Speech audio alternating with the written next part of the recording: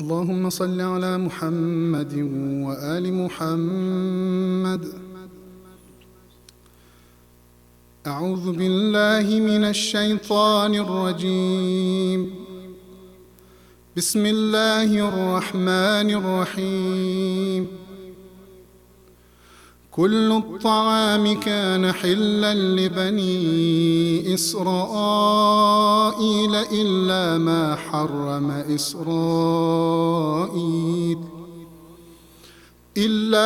حرم إسرائيل على نفسه من قبل أن تنزل التوراة. قل فأتوا بالتوراة فاتلوها إن كنتم صادقين. فمن افترى على الله الكذب من بعد ذلك فأولئك هم الظالمون. قل صدق الله.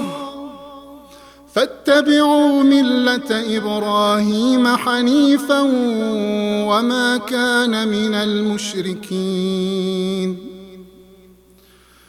إن أول بيت وضع للناس للذي ببكة مباركا وهدى للعالمين. فيه آيات بينات مقام إبراهيم ومن دخله كان آمنا. ولله على الناس حج البيت من استطاع إليه سبيلا.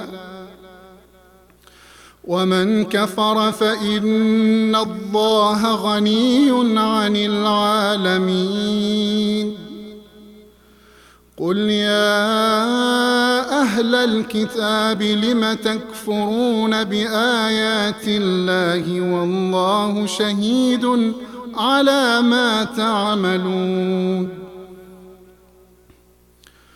قل يا أهل الكتاب لم تصدون عن سبيل الله من آمن تبغونها عوجا وأنتم شهداء وما الله بغافل عما تعملون.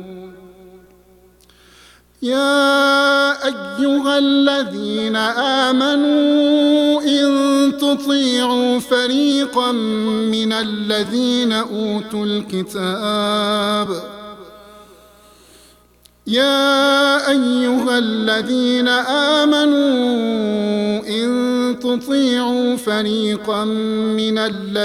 أوتوا الكتاب يردوكم بعد إيمانكم كافرين. وكيف تكفرون وأنتم تتلى عليكم آيات الله وفيكم رسوله ومن يعتصم بالله فقد هدي إلى صراط مستقيم. يا أيها الذين آمنوا اتقوا الله حق تقاته ولا تموتن إلا وأنتم مسلمون. واعتصموا بحبل الله جميعا ولا تفرقوا. واذكروا نعمة الله عليكم إذ كنتم أعداء فألف بين قلوبكم فأصبحتم بنعمته إخوانا وكنتم على شفا حفرة من النار فأنقذكم منها. كذلك يبين الله لكم آياته لعلكم تهتدون. ولتكن منكم أمة يدعون إلى الخير ويأمرون بالمعروف وينهون عن المنكر وأولئك هم المفلحون. ولا تكونوا كالذين تفرقوا واختلفوا من بعد ما جاءهم البينات وأولئك لهم عذاب عظيم.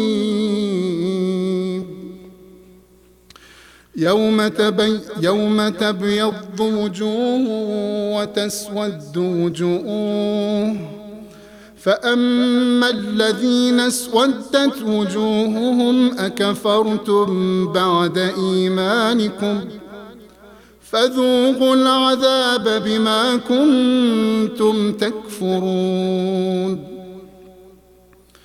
وأما الذين ابيضت وجوههم ففي رحمة الله هم فيها خالدون. تلك آيات الله نتلوها عليك بالحق وما الله يريد ظلما للعالمين. ولله ما في السماوات وما في الأرض وإلى الله ترجع الأمور. كنتم خير أمة أخرجت للناس تأمرون بالمعروف وتنهون عن المنكر وتؤمنون بالله. ولو آمن أهل الكتاب لكان خيرا لهم، منهم المؤمنون وأكثرهم الفاسقون. لن يضروكم إلا أذى وإن يقاتلوكم يولوكم الأدبار ثم لا ينصرون.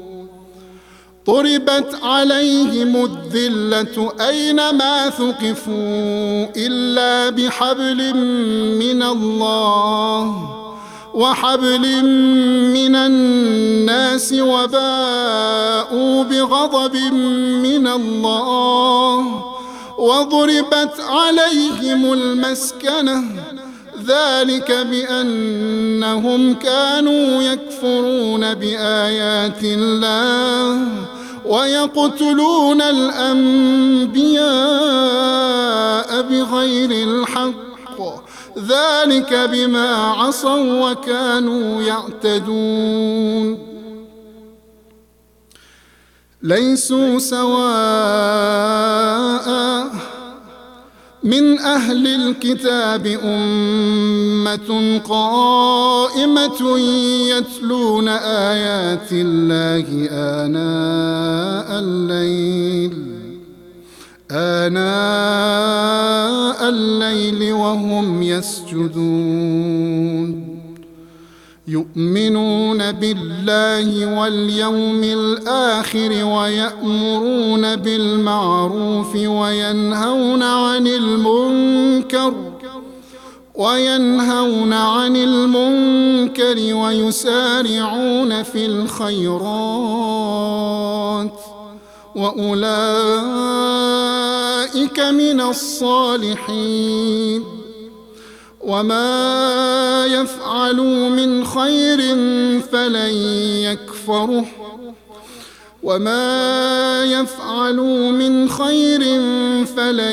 يكفروه والله عليم بالمتقين. إن الذين كفروا لن تغني عنهم أموالهم ولا أولادهم من الله شيئا وأولئك أصحاب النار هم فيها خالدون. مثل ما ينفقون في هذه الحياة الدنيا كمثل ريح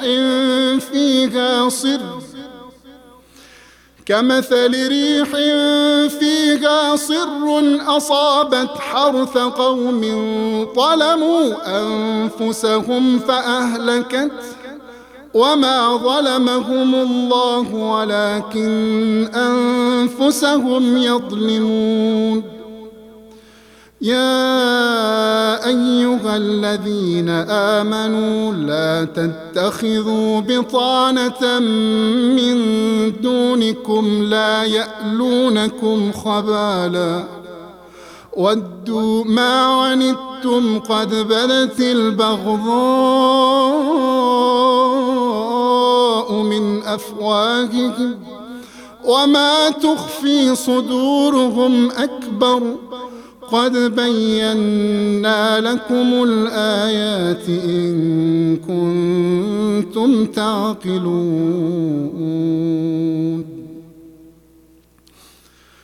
ها أنتم أولئك تحبونهم ولا يحبونكم وتؤمنون بالكتاب كله وإذا لقوكم قالوا آمنا وإذا خلوا عضوا عليكم الأنامل من الغيظ قل موتوا بغيظكم إن الله عليم بذات الصدور. إن تمسسكم حسنة تسؤهم وإن تصبكم سيئة يفرحوا بها وإن تصبروا وتتقوا لا يضركم كيدهم شيئا إن الله بما يعملون محيط. وإذ غدوت من أهلك تبوئ المؤمنين مقاعد للقتال والله سميع عليم. إذ هم الطائفتان منكم أن تفشلا والله وليهما وعلى الله فليتوكل المؤمنون. ولقد نصركم الله ببدر وأنتم أذلة فاتقوا الله لعلكم تشكرون.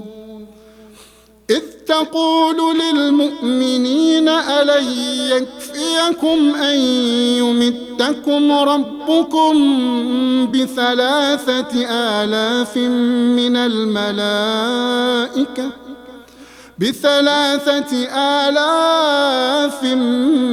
الملائكة منزلين بلى إن تصبروا وتتقوا ويأتوكم من فورهم هذا يمددكم ربكم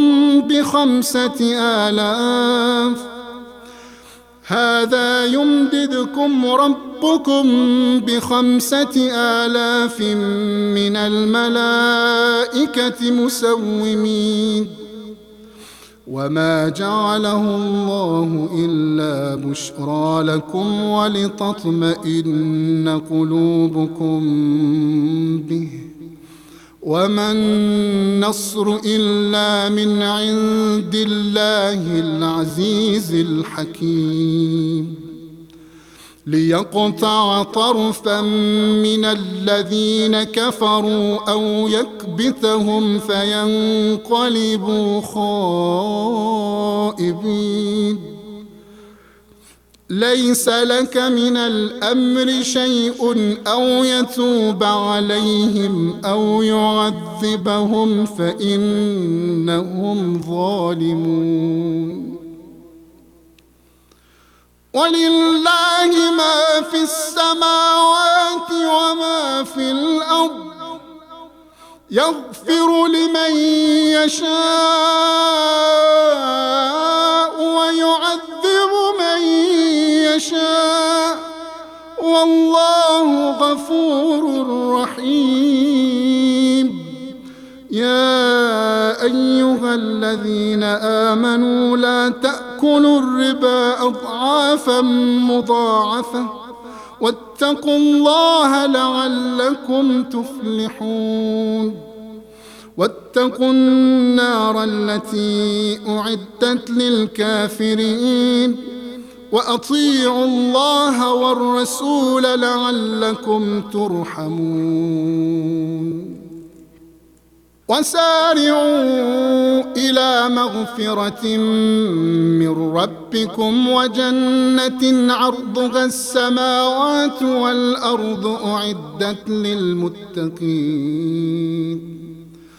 الذين ينفقون في السراء والضراء والكاظمين الغيظ والعافين عن الناس والله يحب المحسنين. والذين إذا فعلوا فاحشة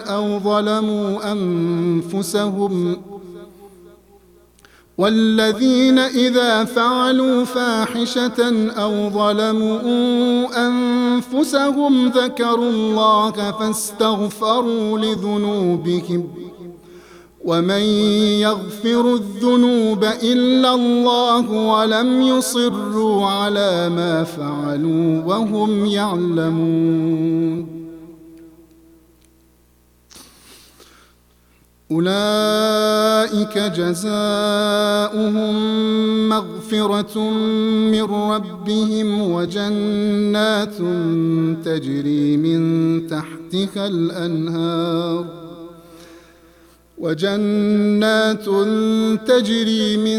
تحتها الأنهار خالدين فيها ونعم أجر العاملين.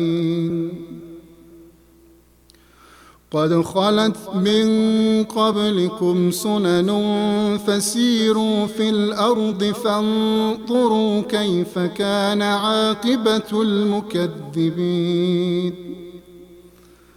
هذا بيان للناس وهدى وموعظة للمتقين. ولا تهنوا ولا تحزنوا وأنتم الأعلون إن كنتم مؤمنين. إن يمسسكم قرح فقد مس القوم قرح مثله وتلك الأيام نداولها بين الناس وليعلم الله الذين آمنوا ويتخذ منكم شهداء والله لا يحب الظالمين. وليمحص الله الذين آمنوا ويمحق الكافرين. أم حسبتم أن تدخلوا الجنة ولما يعلم الله الذين جاهدوا منكم ويعلم الصابرين. ولقد كنتم تمنون الموت من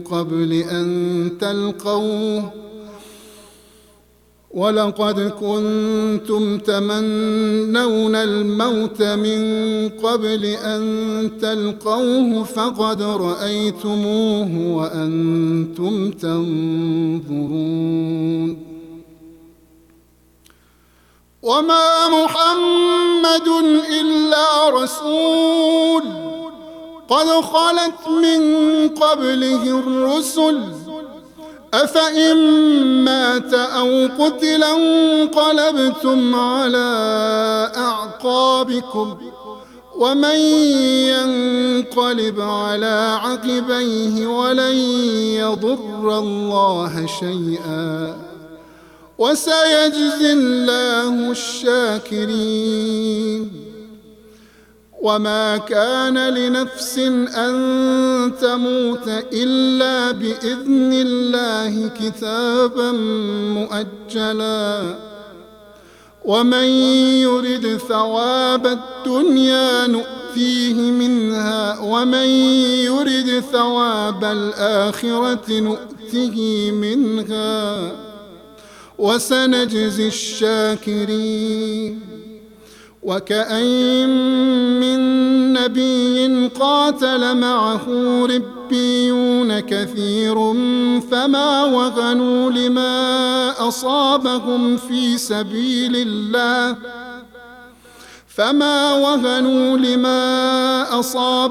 في سبيل الله وما ضعفوا وما استكانوا والله يحب الصابرين وما كان قولهم إلا أن قالوا ربنا اغفر لنا ذنوبنا وإسرافنا في أمرنا وثبت أقدامنا وانصرنا على القوم الكافرين فآتاهم الله ثواب الدنيا وحسن ثواب الآخرة والله يحب المحسنين.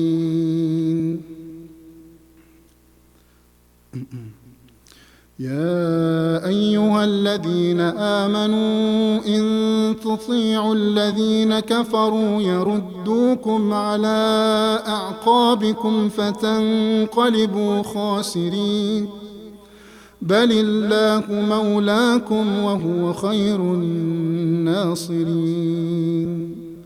سنلقي في قلوب الذين كفروا الرعب بما أشركوا بالله ما لم ينزل به سلطانا ومأواهم النار وبئس مثوى الظالمين.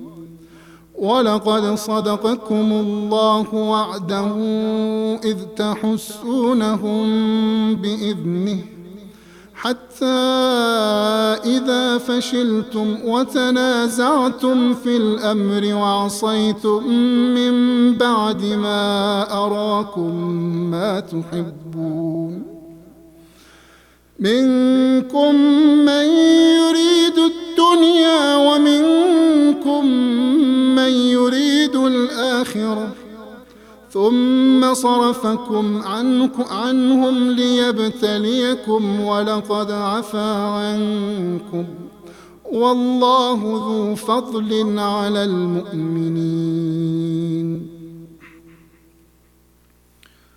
إذ تصعدون ولا تلوون على أحد والرسول يدعوكم في أخراكم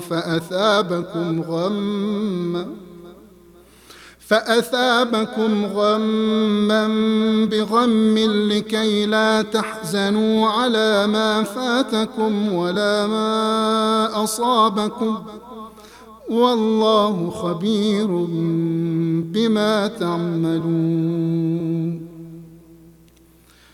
ثم أنزل عليكم من بعد الغم أمنة نعاسا يغشى طائفة منكم وطائفة قد أهمتهم أنفسهم يظنون بالله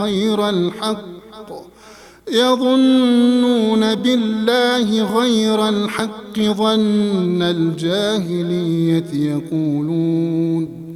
يقولون هل لنا من الأمر من شيء قل إن الأمر كله لله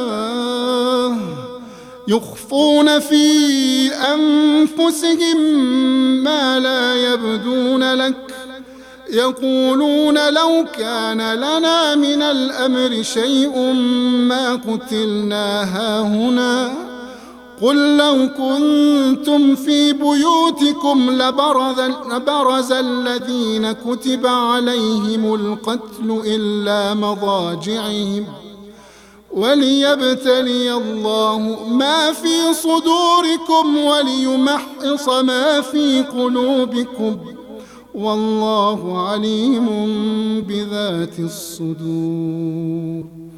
إن الذين تولوا منكم يوم التقى الجمعان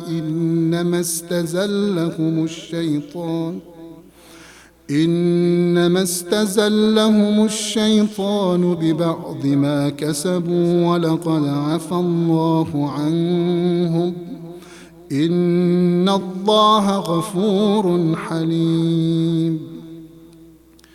يا أيها الذين آمنوا لا تكونوا كالذين كفروا وقالوا لإخوانهم إذا ضربوا في الأرض أو كانوا غزا لو كانوا عندنا ما ماتوا وما قتلوا ليجعل الله ذلك حسرة في قلوبهم، والله يحيي ويميت والله بما تعملون بصير. ولئن قتلتم في سبيل الله أو متم لمغفرة من الله ورحمة خير مما يجمعون. ولئن متم أو قتلتم لإلى الله تحشرون. فبما رحمة من الله لنت لهم ولو كنت فظا غليظ القلب فبما رحمة من الله لنت لهم ولو كنت فظا غليظ القلب لانفضوا من حولك فاعف عنهم واستغفر لهم وشاورهم في الأمر فإذا عزمت فتوكل على الله إن الله يحب المتوكلين. إن ينصركم الله فلا غالب لكم وإن يخذلكم فمن ذا الذي ينصركم من بعده وعلى الله فليتوكل المؤمنون. وما كان لنبي أن يغل ومن يغلل يأت بما غل يوم القيامة ثم توفى كل نفس ما كسبت وهم لا يظلمون. أفمن اتبع رضوان الله كمن باء بسخط من الله ومأواه جهنم وبئس المصير. هم درجات عند الله والله بصير بما يعملون. لقد من الله على المؤمنين إذ بعث فيهم رسولا من أنفسهم يتلو عليهم آياته ويزكيهم ويعلمهم الكتاب والحكمة وإن كانوا من قبل لفي ضلال مبين. أولما أصابتكم مصيبة قد أصبتم مثليها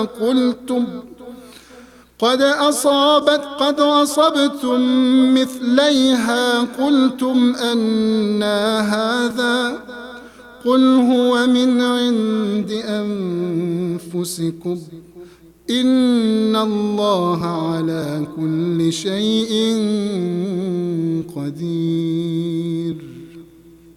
أعوذ بالله من الشيطان الرجيم. بسم الله الرحمن الرحيم. وما أصابكم يوم التقى الجمعان فبإذن الله وليعلم الذين نافقوا وقيل لهم تعالوا قاتلوا في سبيل الله أو ادفعوا قالوا لو نعلم قتالا لاتبعناكم هم للكفر يومئذ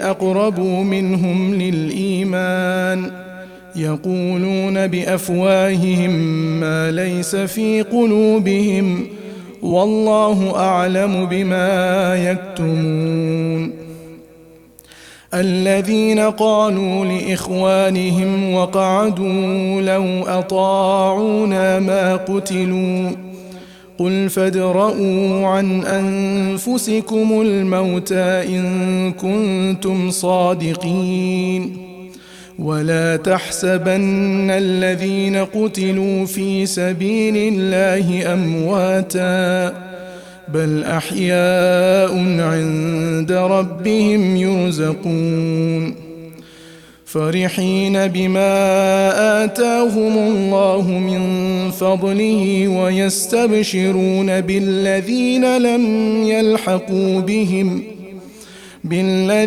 لم يلحقوا بهم من خلفهم ألا خوف عليهم ولا هم يحزنون يستبشرون بنعمة من الله وفضل وأن الله لا يضيع أجر المؤمنين الذين استجابوا لله والرسول من بعد ما أصابهم القرح للذين أحسنوا منهم واتقوا أجر عظيم الذين قال لهم الناس إن الناس قد جمعوا لكم فاخشوهم فزادهم إيمانا وقالوا حسبنا الله ونعم الوكيل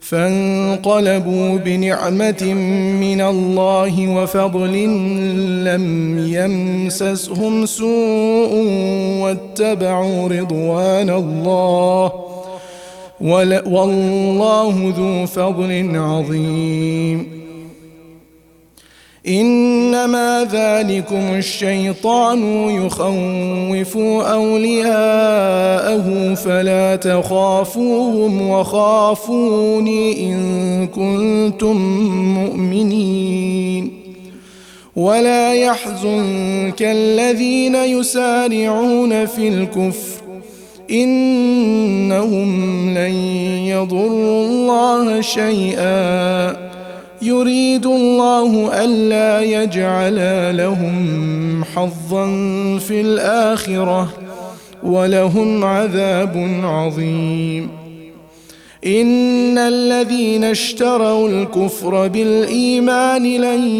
يضروا الله شيئا ولهم عذاب أليم ولا يحسبن الذين كفروا أنما نملي لهم خير لأنفسهم إنما نملي لهم ليزدادوا إثما ولهم عذاب مهين ما كان الله ليذر المؤمنين على ما أنتم عليه حتى يميز الخبيث من الطيب وما كان الله ليطلعكم على الغيب ولكن الله يجتبي من رسله من يشاء فآمنوا بالله ورسله وإن تؤمنوا وتتقوا فلكم أجر عظيم ولا يحسبن الذين يبخلون بما آتاهم الله من فضله هو خيرا لهم بل هو شر لهم سيطوقون ما بخلوا به يوم القيامة ولله ميراث السماوات والأرض والله بما تعملون خبير. لقد سمع الله قول الذين قالوا إن الله فقير ونحن أغنياء سنكتب ما قالوا وقتلهم الأنبياء بغير حق ونقول ذوقوا عذاب الحريق ذلك بما قدمت أيديكم وأن الله ليس بظلال للعبيد. الذين قالوا إن الله عهد إلينا ألا نؤمن لرسول حتى يأتنا بقربان تأكله النار قل قد جاءكم رسل من قبلي بالبينات وبالذي قلتم فلما قتلتموهم إن كنتم صادقين فإن كذبوك فقد كذبا رسل من قبلك جاءوا بالبينات والزبر والكتاب المنير كل نفس ذائقة الموت وإنما توفون أجوركم يوم القيامة فمن زحزح عن النار وأدخل الجنة فقد فاز وما الحياة الدنيا إلا متاع الغرور. لتبلون في أموالكم وأنفسكم ولتسمعن من الذين أوتوا الكتاب من قبلكم ومن الذين أشركوا أذى كثيرا وإن تصبروا وتتقوا فإن ذلك من عزم الأمور. وإذ أخذ الله ميثاق الذين أوتوا الكتاب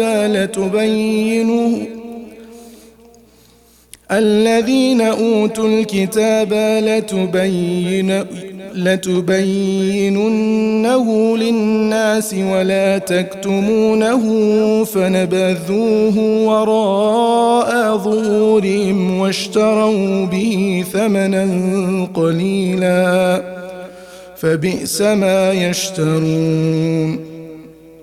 لا تحسبن الذين يفرحون بما أتوا ويحبون أن يحمدوا بما لم يفعلوا فلا تحسبنهم بمفازة من العذاب ولهم عذاب أليم. ولله ملك السماوات والأرض والله على كل شيء قدير. إن في خلق السماوات والأرض واختلاف الليل والنهار لآيات لأولي الألباب الذين يذكرون الله قياما وقعودا وعلى جنوبهم ويتفكرون في خلق السماوات والأرض ربنا ما خلقت هذا باطلا سبحانك فقنا عذاب النار. ربنا إنك من تدخل النار فقد أخزيته وما للظالمين من أنصار. ربنا إننا سمعنا مناديا ينادي للإيمان أن آمنوا بربكم فآمنا ربنا فاغفر لنا ذنوبنا وكفر عنا سيئاتنا وتوفنا مع الأبرار ربنا وآتنا ما وعدتنا على رسلك ولا تخزنا يوم القيامة إنك لا تخلف الميعاد فاستجاب لهم ربهم أني لا أضيع عمل عامل منكم من ذكر أو أنثى بعضكم من بعض فالذين هاجروا وأخرجوا من ديارهم وأوذوا في سبيلي وقاتلوا لأكفرن عنهم سيئاتهم ولأدخلنهم جنات تجري من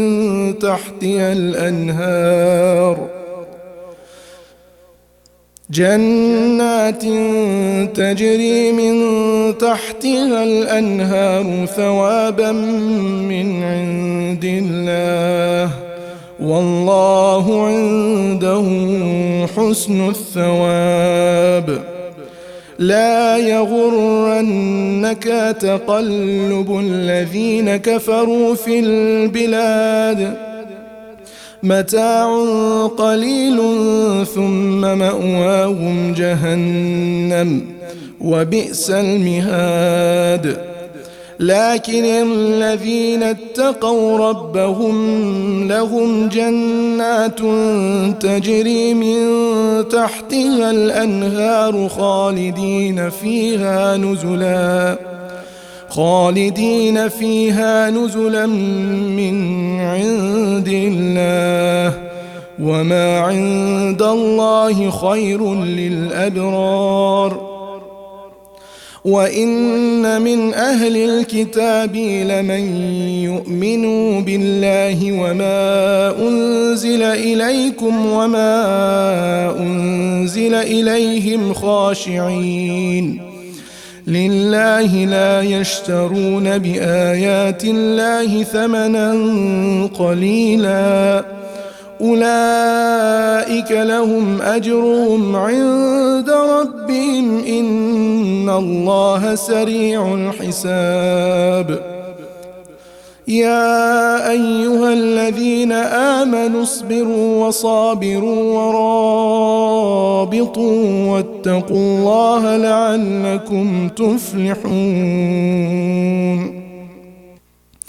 بسم الله الرحمن الرحيم يا أيها الناس اتقوا ربكم الذي خلقكم من نفس واحدة وخلق منها زوجها وبث منهما رجالا كثيرا ونساء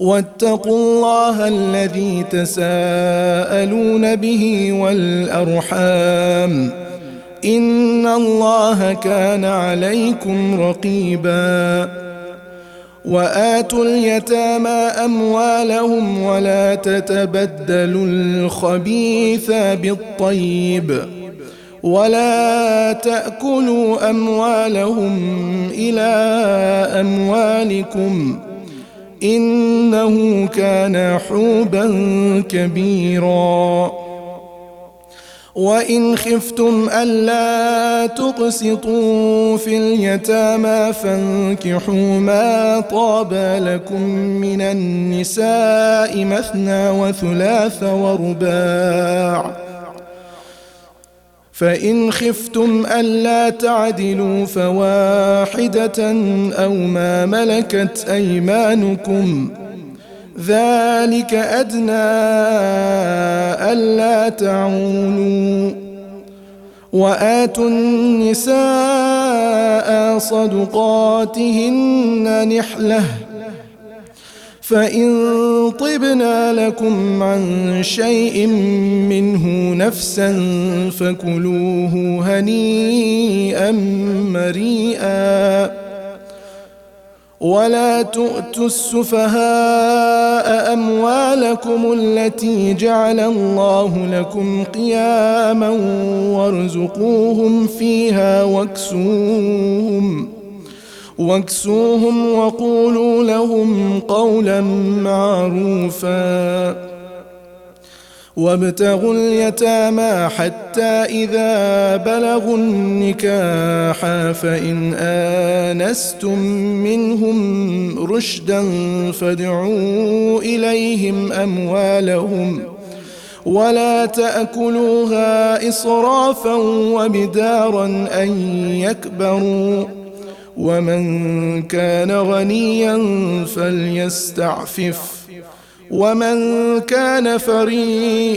ومن كان فقيرا فليأكل بالمعروف فإذا دفعتم إليهم أموالهم فأشهدوا عليهم وكفى بالله حسيبا للرجال نصيب مما ترك الوالدان والأقربون وللنساء نصيب مما ترك الوالدان والأقربون مما قل منه أو كثر نصيبا مفروضا وإذا حضر القسمة أولو القربى واليتامى والمساكين فارزقوهم منه وقولوا لهم قولا معروفا وليخشى الذين لو تركوا من خلفهم ذرية ضعافا خافوا عليهم فليتقوا الله وليقولوا قولا سديدا إن الذين يأكلون أموال اليتامى ظلما إنما يأكلون في بطونهم نارا وسيصلون سعيرا يوصيكم الله في أولادكم للذكر مثل حظ الأنثيين فإن كن نساء فوق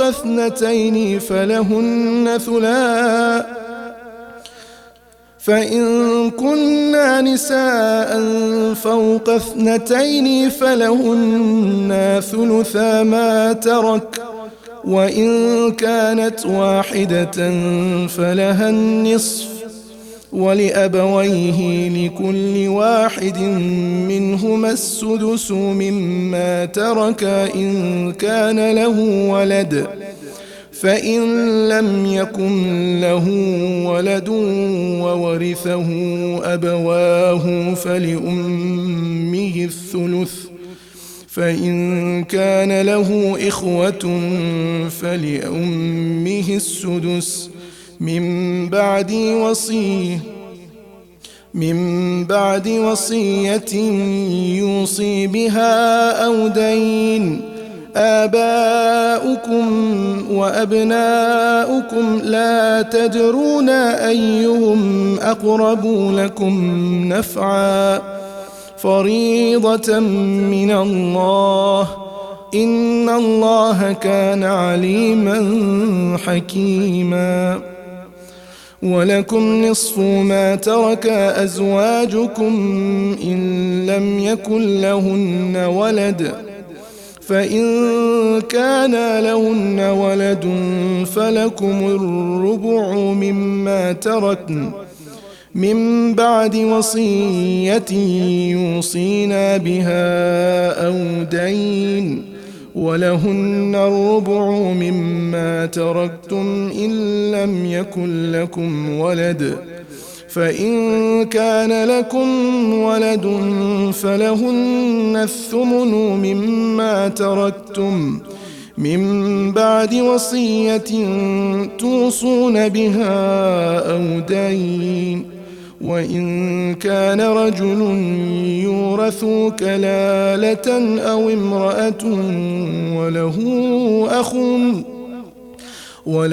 أخ أو أخت فلكل واحد منهما السدس، فإن كانوا أكثر من ذلك فهم شركاء في الثلث من بعد وصية يوصى بها أو دين غير مضار، وصية من الله والله عليم حليم.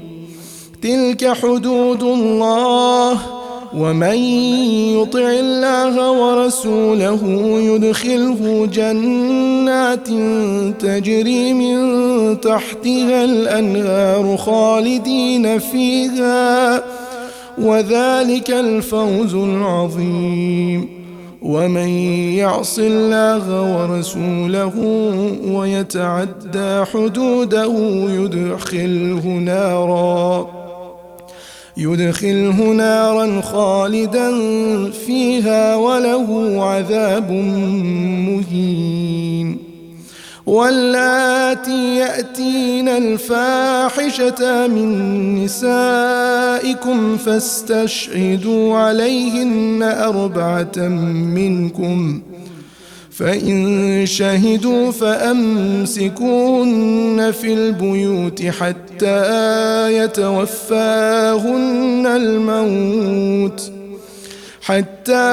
يتوفاهن الموت أو يجعل الله لهن سبيلا. واللذان يأتيانها منكم فآذوهما، فإن تابا وأصلحا فأعرضوا عنهما، إن الله كان توابا رحيما. إنما التوبة على الله للذين يعملون السوء بجهالة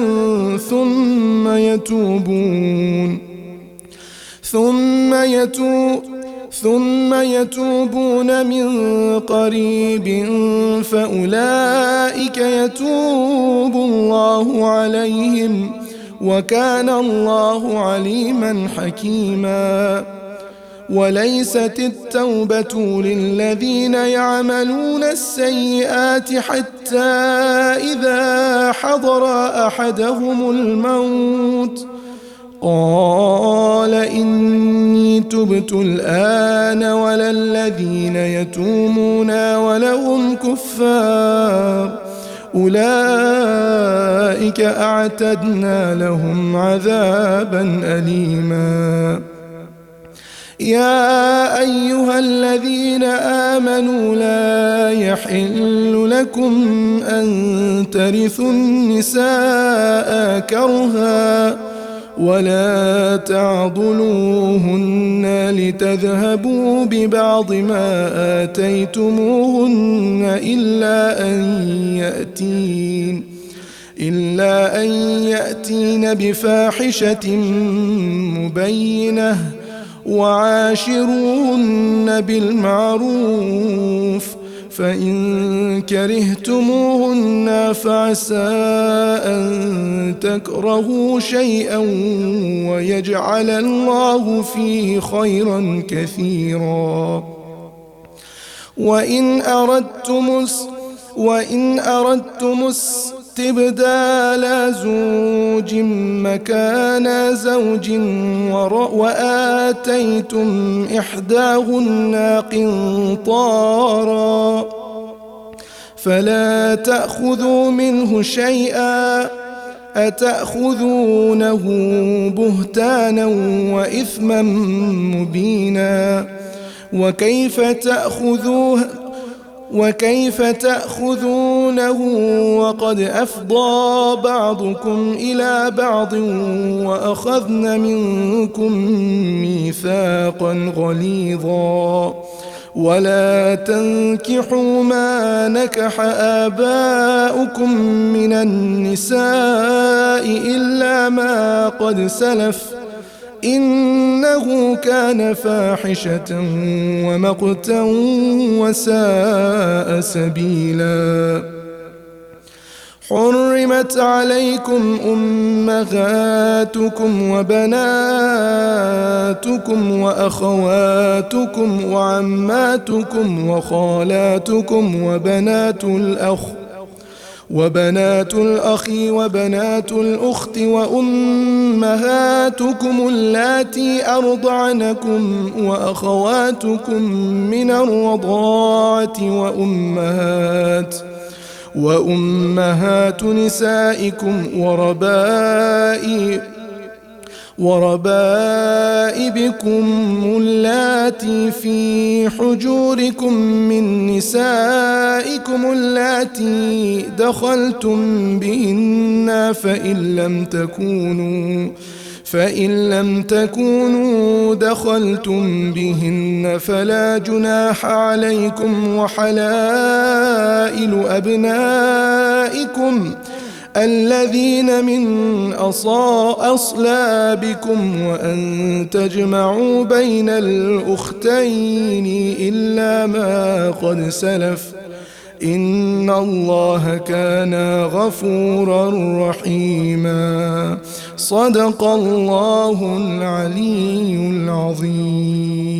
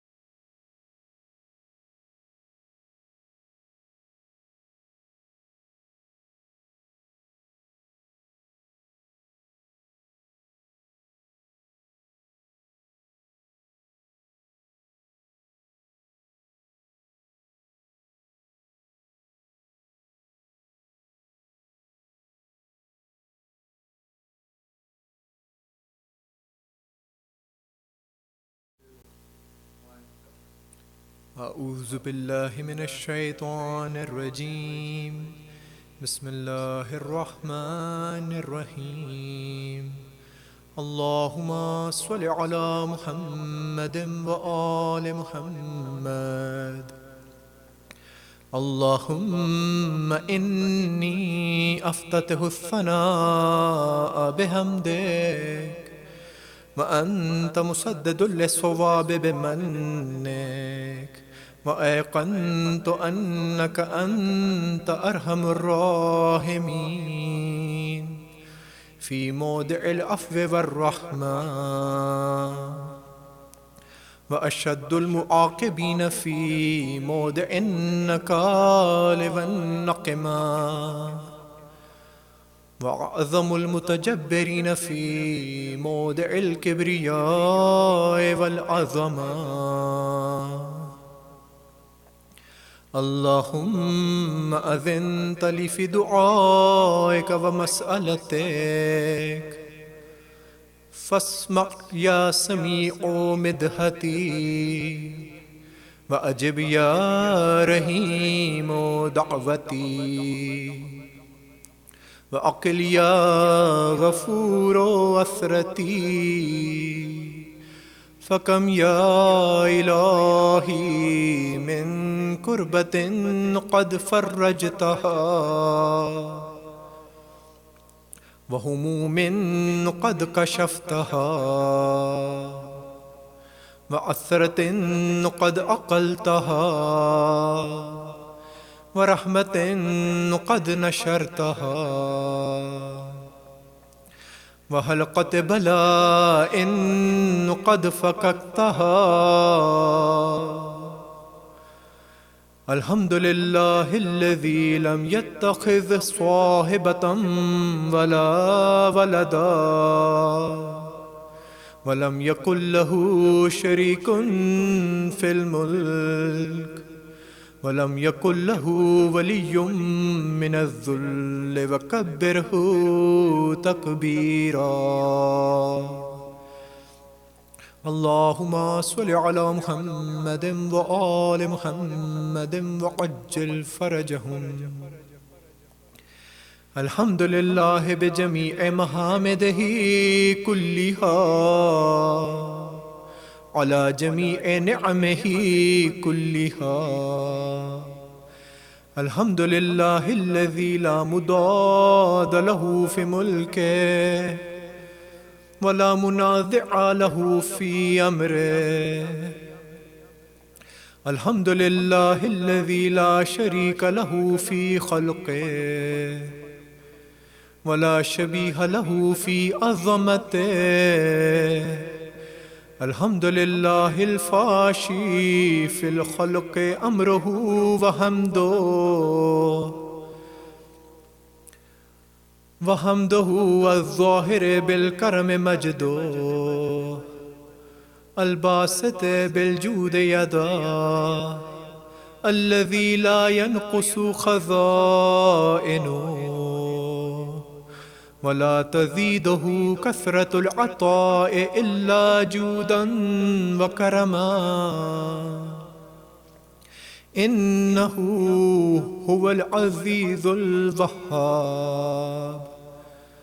اللهم إني أسألك قليلا من كثير مع حاجة بي إليه عظيما وغناك عنه قديم وهو عندي كثير وهو عليك سهل يسير اللهم إن عفوك عن ذنبي وتجاوزك عن خطيئتي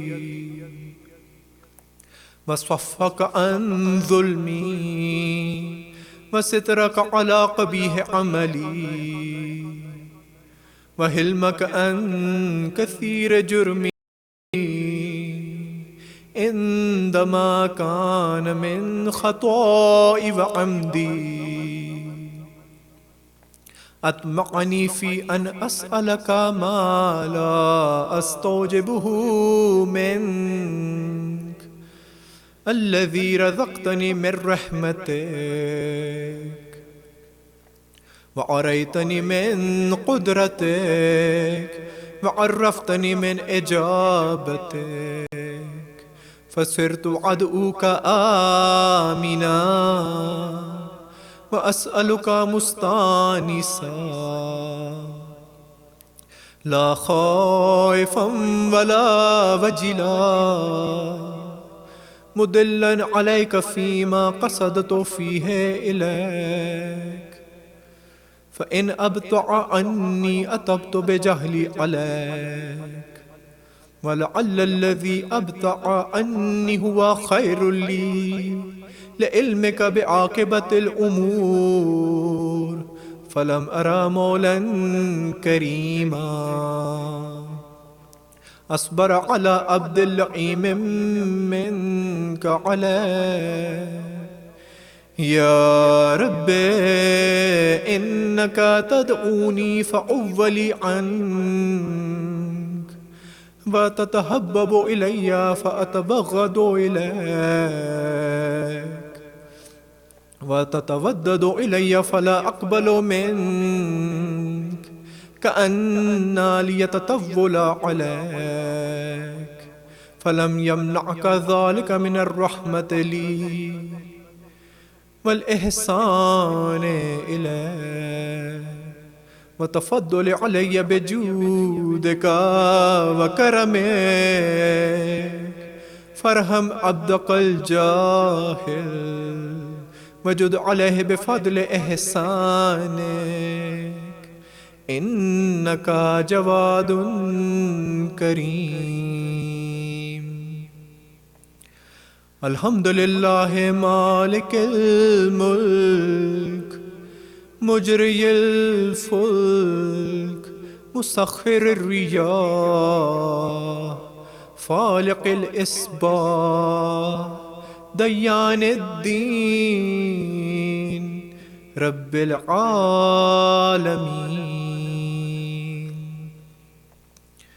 الحمد لله على حلمه بعد علمه والحمد لله على عفوه بعد قدرته والحمد لله على طول أناته في غضبه وهو قادر على ما يريد. الحمد لله خالق الخلق باسط الرزق فالق الإصباح ذي الجلال والإكرام والفضل والإنعام الذي بعد فلا يرى وقرب فشهد النجوى تبارك وتعالى. الحمد لله الذي ليس له منازع يعادله ولا شبيه يشاكله ولا ظهير يعاضده قهر بعزته الأعزاء وتواضع لعظمته الهزأ وتواضع لعظمته العظماء فبلغ بقدرته ما يشاء. الحمد لله الذي يجيبني حين أنادي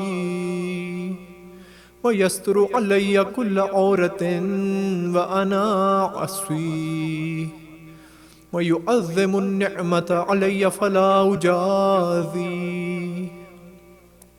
فكم من موهبة هنية قد أعطاني وعظيمة مخوفة قد كفاني وبهجة مونقات قد أراني فأثني عليه حامدا وأذكره مسبحا. الحمد لله الذي لا يهتك حجابه ولا يغلق بابه ولا يرد سائله ولا يخيب عامله. الحمد لله الذي يؤمن الخائفين وينجي الصالحين ويرفع المستضعفين ويدع المستكبرين ويهلك ملوكا ويستخلف آخرين. والحمد لله قاسم الجبارين مبير الظالمين مدرك الهاربين نكال الظالمين. صريخ المستصرخين موضع حاجات الطالبين معتمد المؤمنين الحمد لله الذي من خشيته ترعد السماء وسكانها وترجف الأرض وعمارها وتموج البحار ومن يسبح في غمراتها الحمد لله الذي هدانا لهذا وما كنا لنهتدي لولا أن هدانا الله الحمد لله الذي يخلق ولم يخلق ويرزق ولا يرزق ويطعم ولا يطعم ويميت الأحياء ويحيي الموتى وهو حي لا يموت بيده الخير وهو على كل شيء قدير اللهم صل على محمد وآل محمد وعجل فرجهم اللهم صل على محمد عبدك ورسولك وأمينك وصفيك وحبيبك وخيرتك من خلقك وحافظ سرك ومبلغ رسالاتك أفضل وأحسن وأجمل وأكمل وأذكى وأنمى وأطيب وأطهر وأسنى وأكثر ما صليت وباركت وترحمت وتهننت وسلمت على أحد من عبادك وأنبيائك ورسلك وصفوتك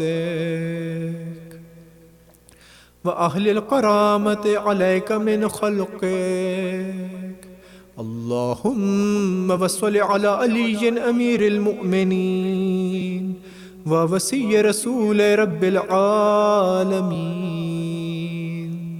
عبدك ووليك وأخي رسولك وحجتك على خلقك وآياتك الكبرى والنبع العظيم وصل على الصديقة الطاهرة فاطمة الزهراء سيدة نساء العالمين وصل على سبتي الرحمة وإمامي الهدى الحسن والحسين سيدي شباب أهل الجنة وصل على أئمة المسلمين علي بن الحسين ومحمد بن علي وجعفر بن محمد وموسى بن جعفر وعلي بن موسى ومحمد بن علي وعلي بن محمد والحسن بن علي والخلف الهادي المهدي اللهم صل على محمد وآل محمد وعجل فرجهم حججك على عبادك وأمنائك في بلادك صلاة كثيرة دائمة اللهم صل على ولي أمرك القائم المؤمن والعدل المنتظر وحفه بملائكة المقربين وأيده بروح القدس या रब्बल आलमीन। अल्लाहुम्मा अजअलहु दाइया इला किताबिक वल क़ाइम बिदीनिक इस्तख़लिफ़हु फ़िल अर्द कमा इस्तख़लफ़तल्लज़ीन मिन क़ब्लिह मक्किन लहु दीनहु अल्लज़ी इर्तदयतहु लहु अब्दिलहु मिन बअदिही ख़ौफ़िही अमना यअबुदुका ला युश्रिकु बिका शैआ। अल्लाहुम्मा अइज़्ज़हु व अअज़िज़ बिह वंसुरहु वंतसिर बिह वंसुरहु नस्रन अज़ीज़ा वफ्तह लहु फ़तहन यसीरा वजअल लहु मिन लदुन्का सुल्तानन नस्वीरा। अल्लाहुम्मा अज़हिर बिही दीनक व सुन्नता नबिय्यक हत्ता ला यस्तख़फ़िया बिशैइन मिनल हक़ मख़ाफ़ता अहदिन मिनल ख़ल्क़। अल्लाहुम्मा इन्ना नरग़बु इलैका फ़ी दौलतिन करीमा तुइज़्ज़ु बिहल इस्लाम व अहला व तुज़िल्लु बिहन निफ़ाक़ व अहला व तजअलुना फ़ीहा मिनद दुआत इला ताअतिक वल क़ादत इला सबीलिक व तरज़ुक़ुना बिहा करामतद दुनिया वल आख़िरा। अल्लाहुम्मा मा अर्रफ़तना मिनल हक़्क़ि फ़हम्मिलना व मा क़सुरना अन्हु फ़बल्लिग़ना। अल्लाहुम्मा अलमुम बिही शअसना वशअब बिही सदअना वरतुक़ बिही फ़तक़ना वकस्सिर बिही क़िल्लतना वअज़िज़ बिही ज़िल्लतना वअग़नि बिही आइलना वक़्द बिही अम मुग़रमिना वजबुर बिही फ़क़रना वसुद्द बिही ख़ल्लतना वयस्सिर बिही उसरना वबय्यिद बिही वजूहना वफ़ुक्क बिही यसरना वअंजिह बिही तलबतना वअंजिज़ बिही मवाक़ीदना वअस्तजिब बिही दअवतना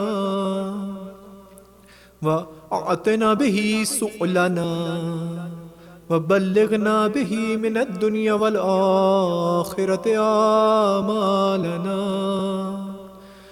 वअअतिना बिही फ़ौक़ रग़बतिना या ख़ैरल मसऊलीन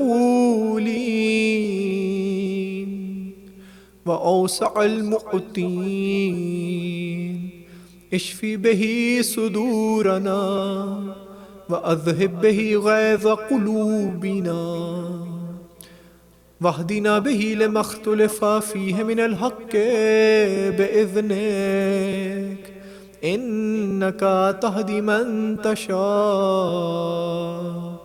इला सिरातिम मुस्तक़ीम वंसुरना बिही अला अदुव्विका व अदुव्विना इलाहल हक़्क़ि आमीन।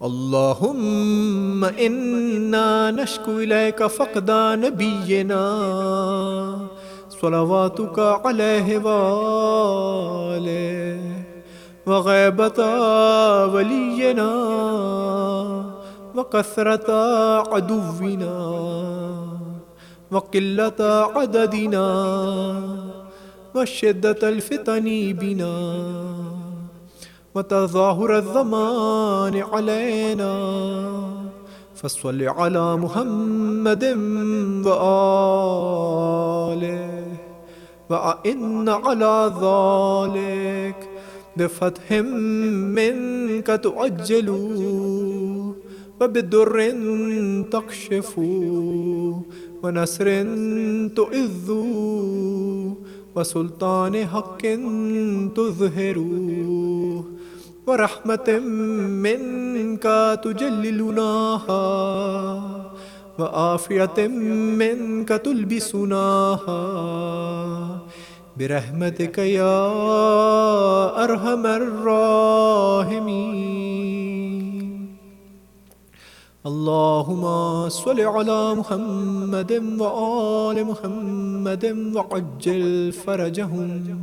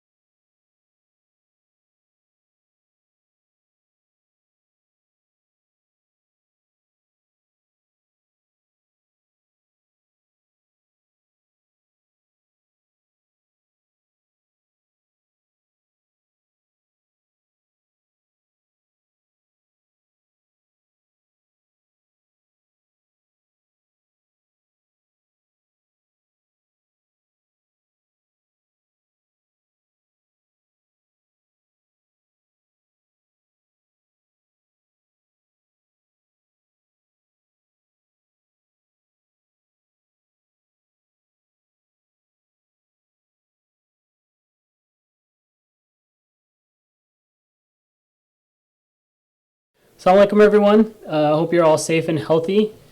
Just wanted to do a few announcements. It feels good to be in this seat again. It's been a long time since we've seen each other, but inshallah this time apart will keep everyone safe and allow us to inshallah have our programs that we love again soon. So a few announcements before we invite up our speaker for tonight. The schedule moving forward is from 5:30 to 6. We have the children's program. It's called the Ramadan Show. If you haven't seen it, it's on the Saba YouTube channel and also the Kissa Kids admin YouTube channel. If you've seen it, you may recognize the set that I'm on, and your kids and even some of the adults are going to enjoy it. So please tune in. If you would like to be able to send your kids photos, images of the different projects that they're working on from the show, you can send it to the email address info@kissakids.org. From 6 to 7, there's a Quran recitation. It's a collaborative effort with all the different Bay Area centers. Tune in because all the centers are participating. 7 to 7:30, there is Dua Iftitah. And from 7:35 until Maghrib, there's a speech by Moulana Rizwan Rizvi. So please tune in. And moving forward, soon there will be special programs after Maghrib starting at 9:15. Please check the website or the mobile app to find out exactly which days those special programs are. As you remember, when we had the programs at the Saba location itself, we had different programs like game show nights and family nights and things, and those are all coming up. We're just trying to adapt to this new online world. And tonight's special program will be Dua Tawasul starting at 9:15. One final announcement is that Saba has started an iftar drive for those families struggling during this time. At the end of the day, something as difficult as this can bring communities apart, or it can bring communities together. And from all the people that have reached out and all the people in the BOT, OMC, and Moulana Nabi Raza Abadi, everyone is committed to making sure that as a community we help each other. And this is one of those initiatives. So Saba will be packing bags of food, enough for a week for a family of 4. If you or someone you know needs this service, please let them know that they can pick it up Sunday or Monday from 12 to 2 p.m. outside the kitchen entrance of Saba. Or if they prefer delivery, they can fill out, they can let us know. There is a form online just to make sure you are able to reserve the bag. We are able to provide delivery to more people than we had originally planned. So if you do prefer delivery, please do let us know. Alhamdulillah, we've had a lot of volunteers that have stepped forward for that. And also, just to give a little bit of background about Moulana Rizwan Rizvi. He started his religious studies in Chicago under the tutelage of Moulana Amir Mukhtar Faizi at Imam Ali Seminary, where he studied for some time. Thereafter, he attended the Islamic Seminary of Qom in 2000 and studied under some of the best and renowned theologians in the Hawza.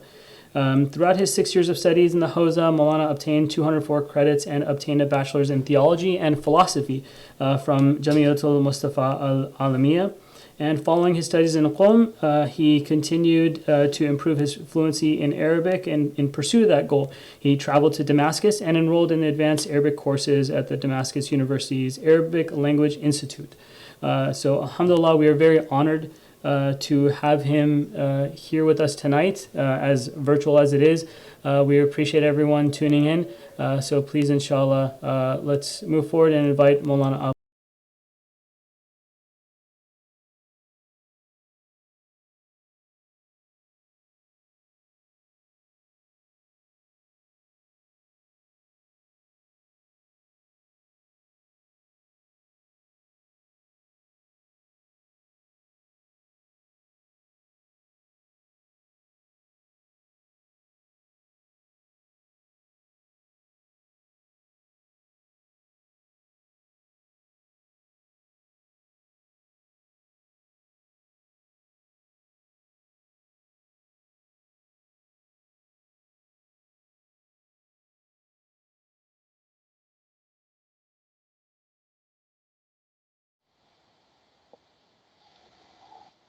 أعوذ بالله من الشيطان الرجيم بسم الله الرحمن الرحيم الحمد لله رب العالمين الصلاة والسلام على أشرف الأنبياء والمرسلين خاتم النبيين بالقاسم محمد وأهل بيته الطيبين الطاهرين المعصومين الذين أذهب الله عنهم الرجس وطهرهم تطهيرا أما بعد فقد قال الله تبارك وتعالى وقوله الحق وهو أصدق القائلين بسم الله الرحمن الرحيم يا أيها الذين آمنوا كتب عليكم الصيام كما كتب على الذين من قبلكم لعلكم تتقون صدق الله العلي العظيم.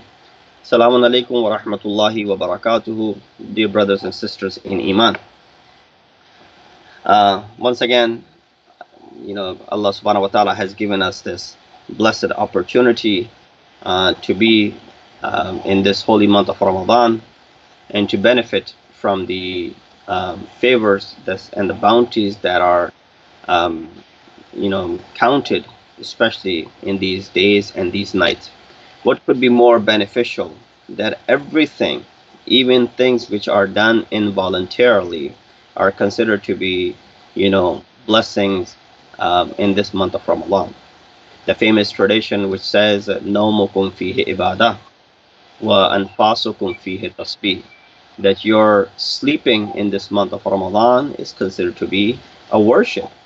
Your breathing is considered to be tasbih and the glorification of Allah subhanahu wa ta'ala. It is very heartbreaking to see that even with all of these favors and bounties, someone still fails to capitalize on this opportunity. Once a person by the name Hassan al-Basri, in the time of our fourth Imam Zain al-Abidin alayhi salatu wasalam, while he was standing near the Kaaba, he saw that how people were piling on top of each other, performing this ibadat of Hajj, and he uttered this sentence. He said, "Al-ajabu kullu al-ajab mimman naja kayfa naja," that it is surprising and absolutely surprising if anyone is successful. How could they be successful with all the difficulties that exist in ibadat? Hence, it brings me to the ibadat of fasting, which I'll come to later on after finishing this story. A fourth Imam was standing over there. When he heard these words, he responded to him by saying what? He said, "Al-ajabu kullu al-ajab mimman halaka kayfa halaka ma'a sa'ati rahmatillah." He says, surprising is not the fact that if someone is successful, how they became successful. Rather, surprising aspect is, the one who perishes. How can someone perish? Ma'a sa'ati rahmatillah, with the vast, broad rahmat and the mercy of Allah subhanahu wa ta'ala. With all the mercies that exist with this month of Ramadan, in which He says, "Nawmukum fihi ibadah." In any other month, you'll be scolded for sleeping too much. But in this month of Ramadan, your sleep is what? Considered to be a worship of Allah subhanahu wa ta'ala. When you breathe, that involuntary act, which you don't even think about doing, is considered to be glorification and tasbih of Allah subhanahu wa ta'ala. That's why, Quran mentions which one of the ni'mat of Allah subhanahu wa ta'ala will you deny. That Surah Rahman, 31 times this ayat is repeated. فَبِأَيِّ آلَاءِ رَبِّكُمَا تُكَذِّبَانِ. Which one of the favors of Allah will you then deny? That all of these favors that He has done upon you, are you in denial of? Can you deny any one of them? So how easy it is to glorify Allah subhanahu wa ta'ala. You do the tasbih by breathing. Sheikh Asadi, very beautifully, this Iranian poet, he summarizes this. He said, "Nafasi ke furu mi ravad mumid hayat ast. Waqti ke bar mi ayad mufarreh zat." He said, when you breathe, this concept of breathing is inhale and exhale. So when you breathe, you inhale and then you exhale. There are two things that you perform every time you take a breath. And then he put it into this poetry. He said, "Nafasi ke furumi ravat." When you inhale, nafasi ke furumi ravat mumid hayatas. The fact that you're able to means what? You've extended your life. That means you're alive. You're breathing. Waqti ke barmi ayat. When you exhale, what happens? Mufarreh zatas. It brings smile on your face. Imagine if you took a breath and it could not come out. It got stuck. There will not be any smile on your face at that time. So he said that for every ni'mat, there's a shukr wajib. And every time you breathe, there are two ni'mat of Allah subhanahu wa ta'ala. One when you inhale, one when you exhale. Now go ahead and think about how many times do you breathe in a day. Now multiply that by 2 times. That's how many times you should be thankful to Allah subhanahu wa ta'ala for this blessing, the fact that you're able to breathe. It would make more sense these days to understand, as we're going through this COVID-19, that one of the things which are needed are what? Ventilators. What do the ventilators do? They provide this, breathing ability. Those whose lungs are unable to breathe naturally, these ventilators, they provide this ability so that people can breathe. And when we look at this concept, that how important it is that Allah subhanahu wa ta'ala has given this mechanism to us, and every time we breathe, we should be thankful to Allah. But then, this is where insan is, majboor. Insan feels humbled in front of Allah subhanahu wa ta'ala. And what do I mean by that? That means when Hazrat Musa alayhi salatu wasalam was asked by Allah subhanahu wa ta'ala to thank him, first Allah said to him, "O Musa, make people attracted to me." He said, "Oh Allah, how should I do that?" He said, "Remind them of my favors." When you remind them of my favors, right away they'll say, "Oh, this is the one who gave us all of this." Imagine you go to a place and you have all of this food that is laying around, all of these gadgets that are laying around. Everything that is there is for your use. Right away, what do you want to do? You want to say, "Oh, who did all of this for me? Who is responsible for providing all of this for me?" Right away, why? Why do you want to find out? He says, "So that I could be thankful to that person." And so Allah said to Hazrat Musa, "Remind people of my favors unto." When you remind them of my favors, what will happen? They'll be attracted to me. What are the Taliban doing these days? What are the Al-Qaeda doing these days? Well, of course, COVID-19 has shut everyone down. Yeah, we see the plan, how that's working out. That when they want to raise the bar of difficulty and, terror, right away, it's above you. But now everybody is sitting home. They're not worrying about bombing this place. They're not worrying about bombing that place. Alhamdulillah, which is a good thing. But it just goes to the extent to tell you that how manipulative all of these things are. But Taliban and these Al-Qaeda and the ISIS, what kind of picture of Islam are they painting? They're painting a very ugly face and the ugly picture of Islam, right?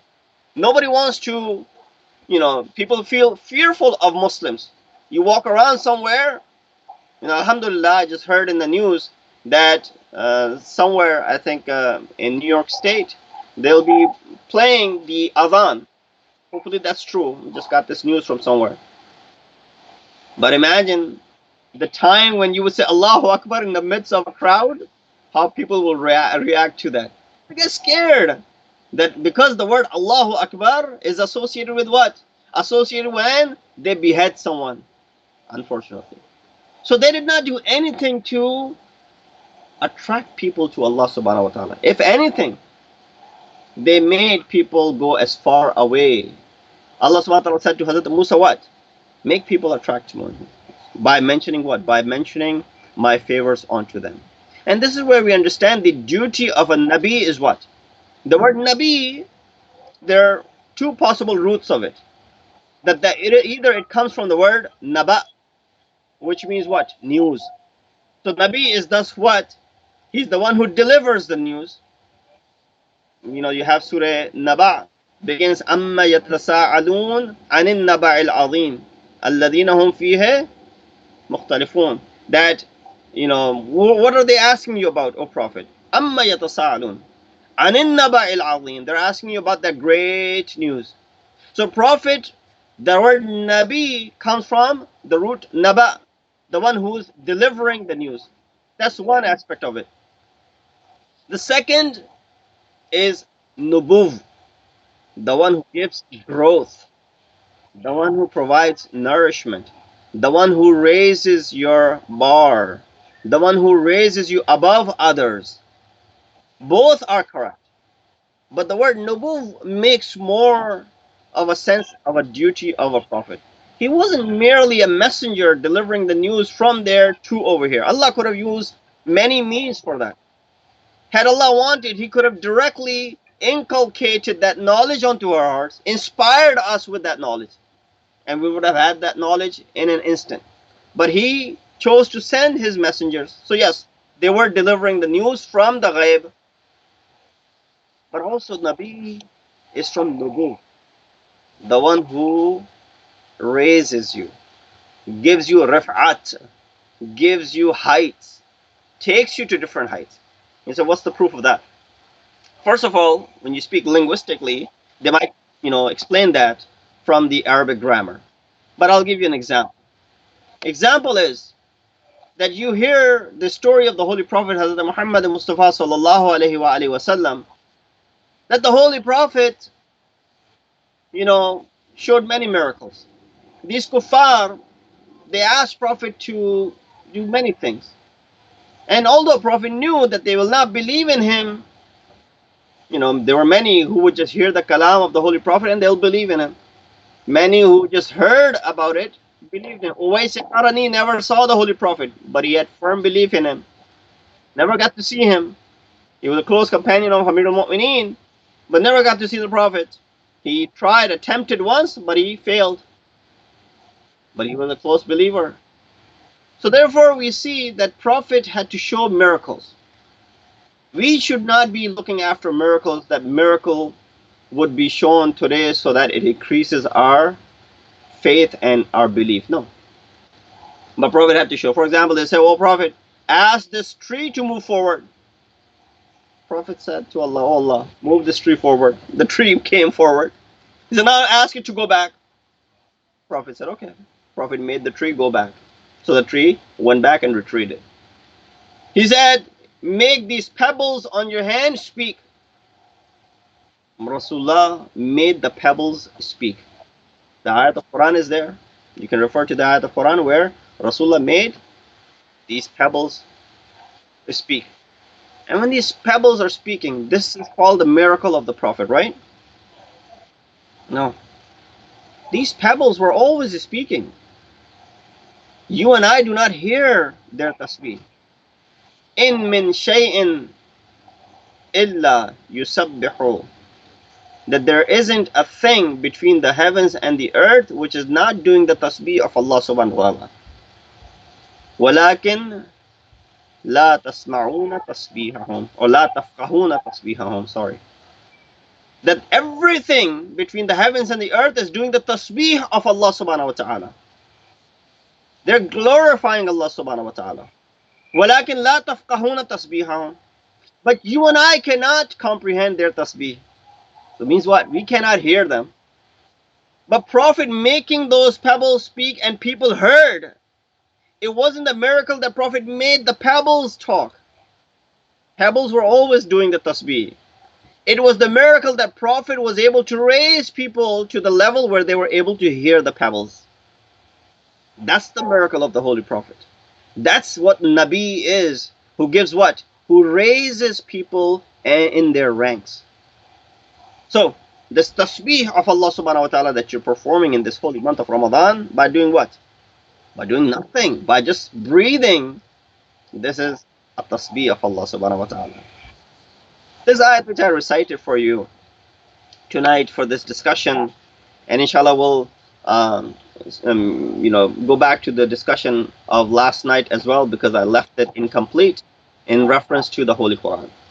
That the miracle of the Holy Prophet is this book that he came with, or rather this book which was revealed unto him.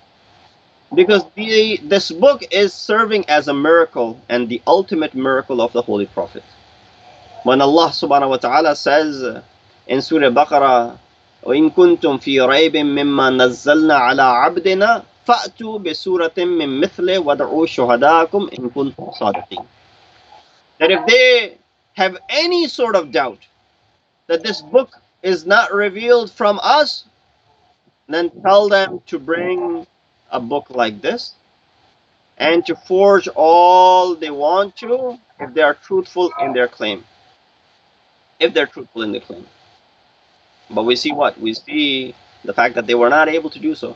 So these ayat in Quran are called what? Ayat al-Tahaddi. Challenging verses of Quran. That they're challenging the people.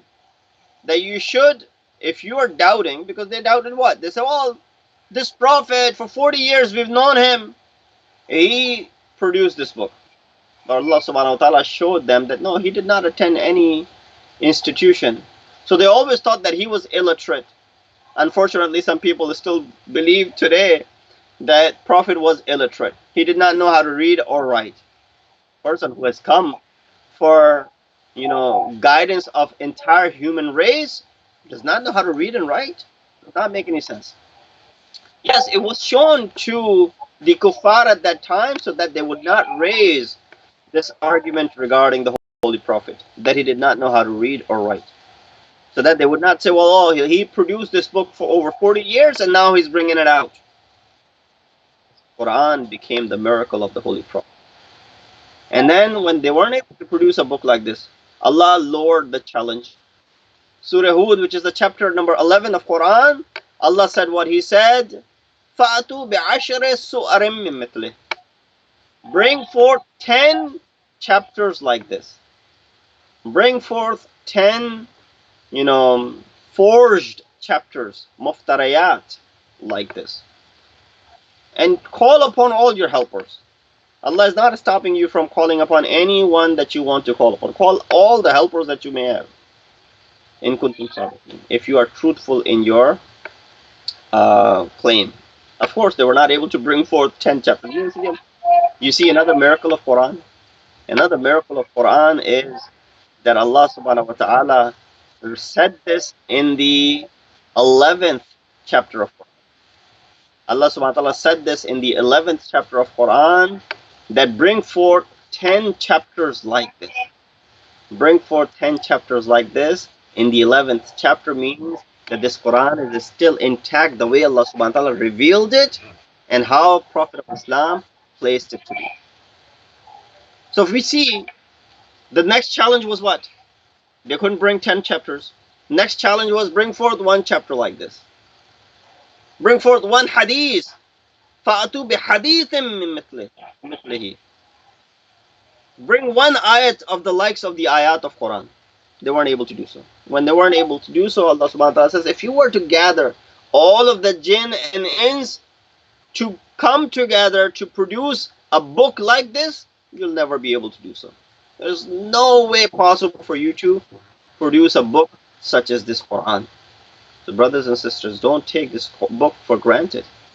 Don't be those for whom the Holy Prophet was saying Ya Rabbi inna qawmi ittakhadhu hadha al-Qur'ana what? Mahjura. That, oh Allah, my people abandoned this book.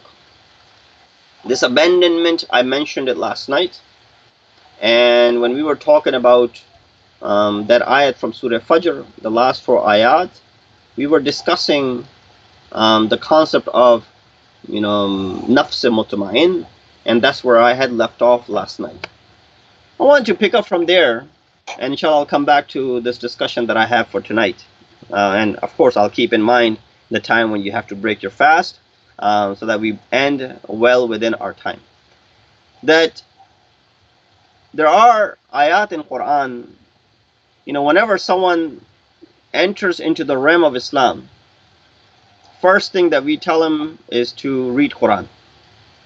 It might not be the very best idea to tell someone who just walked into the realm of Islam to read Quran, because Quran may not be able to satisfy or completely satiate this person and the needs of this person. In fact, if anything, it could have some adverse effect on him. That it is possible that this person might read this Quran and what? And might say, well, what's this Quran talking about? He might stumble over those ayat of Quran which says, uqtulu, kill these people, run after these infidels until they're submissive. You might stumble over those ayat and say, what is it talking about? Killing people? It's talking about running after the infidels until they're submissive? Well, wait a minute. Or it could be someone like that person who came to the Holy Prophet, that Arab, and he said, oh Prophet, I want to learn Quran. Or I want to, he said, Allimni ma allamak Allah. Teach me what Allah has taught you. So Prophet said to one of his companions, teach this man Quran. The man took this Arab on the side. He started teaching him Quran, how you take your kids, and you teach kids Quran.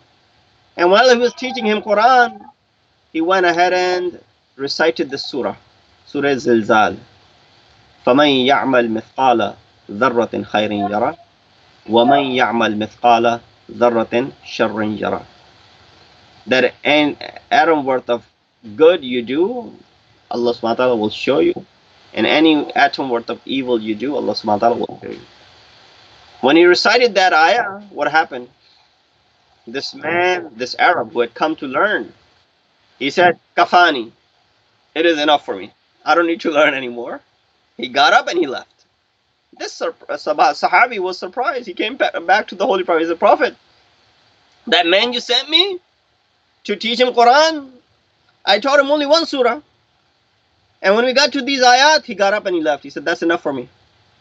Rasulullah said, which ayat did you recite? He said, فَمَنْ يَعْمَلْ مِثْقَالَ ذَرَّةٍ خَيْرٍ يَرَى. Anyone who does an atom worth of good, Allah will show him. وَمَنْ يَعْمَلْ مِثْقَالَ ذَرَّةٍ شَرٍ يَرَى. And if anyone does an atom worth of evil, Allah will show him. I recited these, he got up and left. Prophet said, رَجَعَ فَقِيهًا. That man returned as an expert, faqih, not an ordinary individual. He understood. Sometimes all you need is 2 ayat. Sometimes you recite this Quran over and over and over again, and it's still not enough. Because what? Because you're not focusing on it. You're not paying attention to it. You're not paying attention to the matalib of this Quran, so you read over and over and over again. But sometimes all you need is 2 ayat. You read those 2 ayat and it has that profound impact on you. As this man, Raja'a faqihan. So the discussion was about Quran. Mahjuriyat of Quran, abandonment of Quran. And I mentioned a few things about how can we abandon it. When we give preference to some other book over Quran, that's abandonment of Quran. When we show, importance to something over Quran, that's abandonment of Quran. When we don't read Quran, that's abandonment of Quran. When we don't focus on the meaning of Quran and we only read Quran and we don't focus on it, we don't learn anything from it, that is also a misdaq of the abandonment of Quran. Alhamdulillah, I finished Quran, in my life, let's say 40 times, 50 times, 60 times. I recite Quran every month, so therefore 12 times a year. I've been reciting for the past 10 years. Right away, how much is this? I've recited that many times. So this is where you see that a lot of time you keep on reciting Quran, but you haven't learned anything from it. That's also abandonment of Quran. So the Prophet will be making this complaint. So understand from this that this is a book of miracles. And while there are challenges in this book is also something which is filled with miracles every step of the way. And every ayat of Quran is a miracle. Where do you find that somewhere where you read one ayat, you look at the meaning of that ayat, from the beginning it gives you a mawdu, it expands it, and at the end of the ayat it gives you the conclusion. That's the beauty of Quran. And that could only be found in books such as, which is revealed from the highest authority. So while you're reading this, I was making this point that it might not be a very good idea for someone who's a newcomer to the religion to give them this book, because they'll run over these ayat and they will not be able to make sense of it. Someone, and this is a true story, someone came to me and he said, Moulana, do we have this ayat in Quran which says, kill these infidels, run after them until they're submissive? I said, yeah, why? Oh, my Christian colleague just told me about it. It's unfortunate that your Christian colleague has to bring into your attention what's written in Quran. Now this person must have recited this ayat numerous times, but because he does not know Arabic, which is not his fault, but there is translation available, he never made an effort to read the translation or to understand this book, to benefit fully from it. And therefore he could not understand. I said, yeah, this ayat is there. Then Moulana, why is such an ayat is there? Why did Allah subhanahu wa ta'ala reveal? Why? What kind of why is this? Sometimes a why in a question is to understand because we are ignorant. Sometimes a why is for questioning the authority of Allah subhanahu wa ta'ala. Mansur Dawaniqi, la'anahullah, he summoned our sixth Imam, Imam Jafar al-Sadiq alayhi salatu wassalam. Imam came, he made Imam wait outside. Imam waited. But he's the leader, he's the ruler of the time. This Mansur is the tyrant, albeit, but he's the ruler. He's the king of the time. So when Imam's turn came, Imam was summoned inside. Imam came inside while Mansur was bothered by a fly. A fly was bugging him. And when the fly was bugging him, Mansur said what? He turned to Imam and says, لِمَا خَلَقَ اللَّهُ الضَّبَابَ. Why did Allah create this fly? Now here, Mansur is not questioning this. Why is not to ask the philosophy of creation of a fly. This why was challenging the authority of Allah. That what was the purpose? What good could this fly be or serve that Allah subhanahu wa ta'ala created it? All it's doing is bugging me. I can call it a bug, and it's bugging me. So Imam, when he heard the question was not to learn, whether the question was to criticize, na'udhu billah, Allah subhanahu wa ta'ala, then Imam gave a similar answer. لِيُذِلَّ بِهِ الْجَبَابِرَةِ. Allah created a fly so that He may do what? He may, humiliate Jababira, Jabir and tyrant rulers like you. So a lot of time we ask the same question. Why is this ayat in Quran, Moulana? This why is not sometimes to learn the reason behind that ayah, the philosophy and the tafsir. This why is questioning as to the authority of Allah subhanahu wa ta'ala, unfortunately. No, you learn the reason behind it. You look into the tafsir of it and you'll find the perfect reasoning behind that ayat.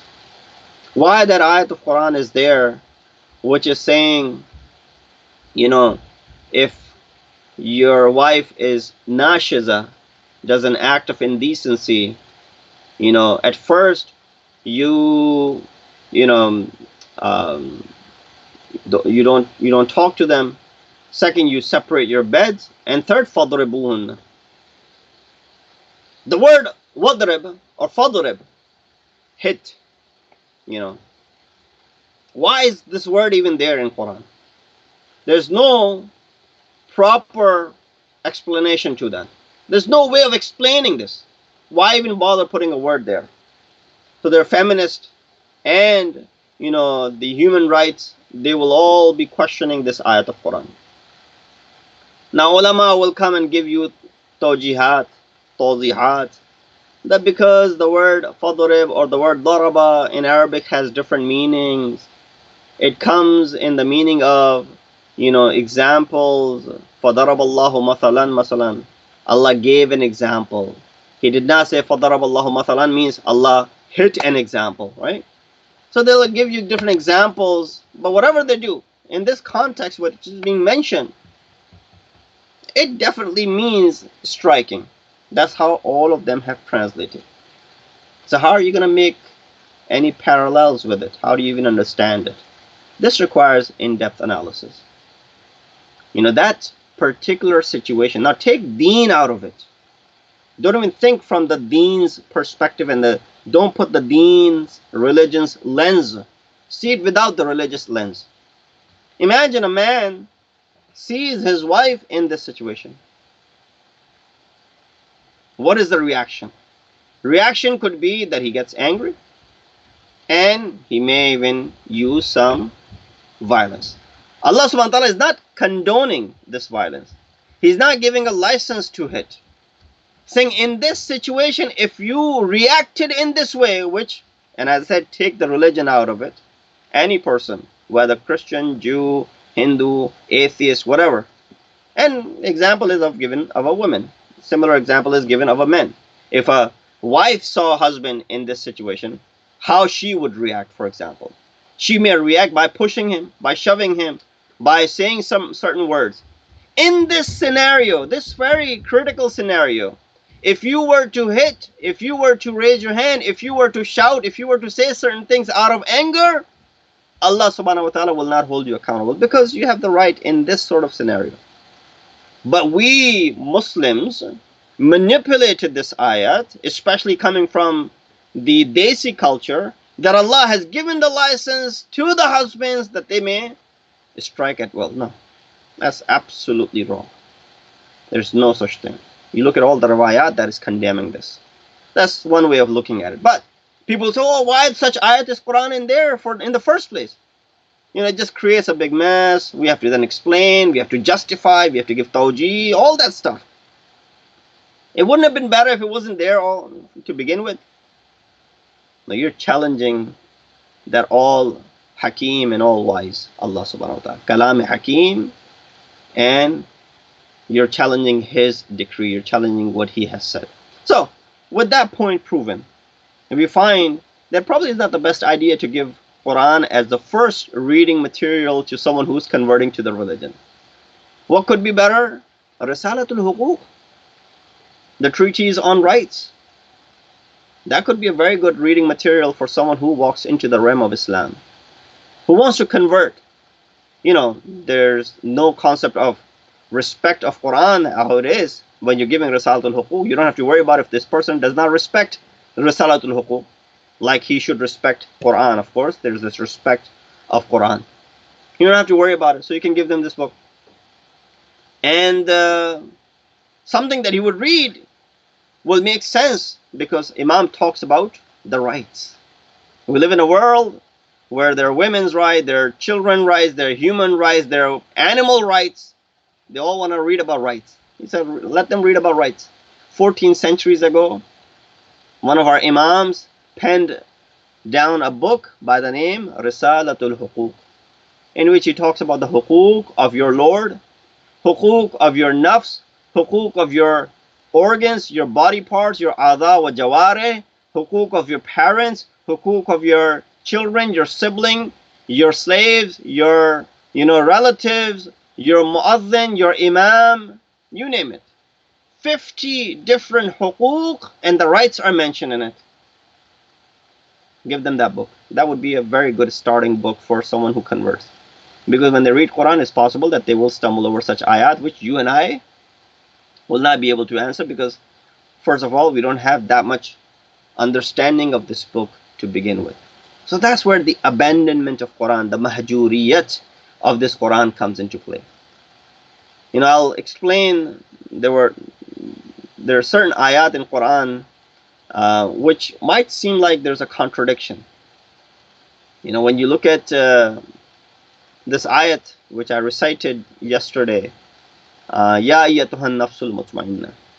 So you ask Allah subhanahu wa ta'ala, oh Allah, how do I attain this nafs mutmain? Remember, we was given an example that some people, for them, the satisfaction is in what? In their children succeeding, in themselves succeeding, in them attaining something worldly. A lot of times this is, alhamdulillah, I was able to perform Hajj and Umrah, that's satisfaction for them. My children got married, that's satisfaction for them. And I got good grades, for example, that's satisfaction for me. Different things that we achieve in our lives are matter of satisfaction. But they might be satisfaction for time being, but then afterwards, that satisfaction is no longer there. Because the more you seek satisfaction of this world, which is materialistic, which is perishable, your means of satisfaction is also, materialistic, and it'll perish one day. So it's not going to be everlasting. So you always look for satisfaction in that which is everlasting. So you ask Allah, oh Allah, the one who's telling us that be one who is, someone who's asking for this, Ya ayyatuhan nafsul mutmain. Allah, how do I become mutmain? He said, Quran explains. Some of the ayat do the tafsir of other ayat. Allama Tabatabai, this green tafsir that you see behind me, in 20 volumes, Allama Tabatabai in Tafsir al-Mizan, he had this ravish of tafsir, where he translated, or he did the tafsir of Quran with the ayat of Quran. So he'll refer to another ayat of Quran which does the tafsir of this nafs mutma'in. How do we attain this serene soul? He says, Ala bi dhikrillahi tatma'innul qulub.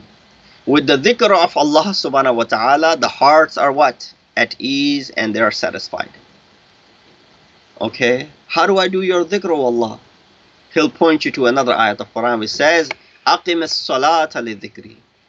Establish the prayer in order to do my dhikr.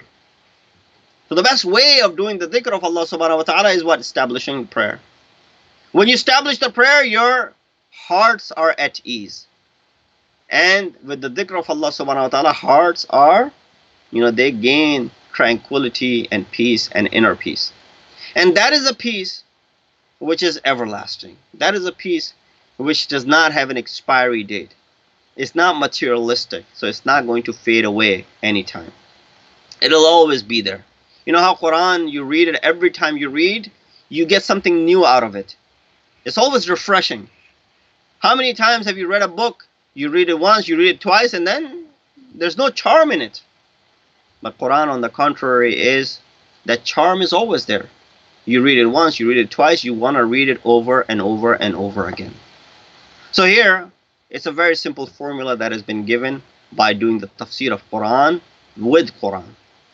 You want to attain, Hazrat Ibrahim alayhi salatu wasalam, he questioned Allah, Allah, how do you, كيف تحيي الموتى? How do you bring dead back to life again?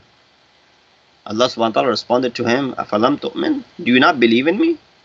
He said, no, I do believe in you. But لِيَطْمَئِنَّ قَلْبِي.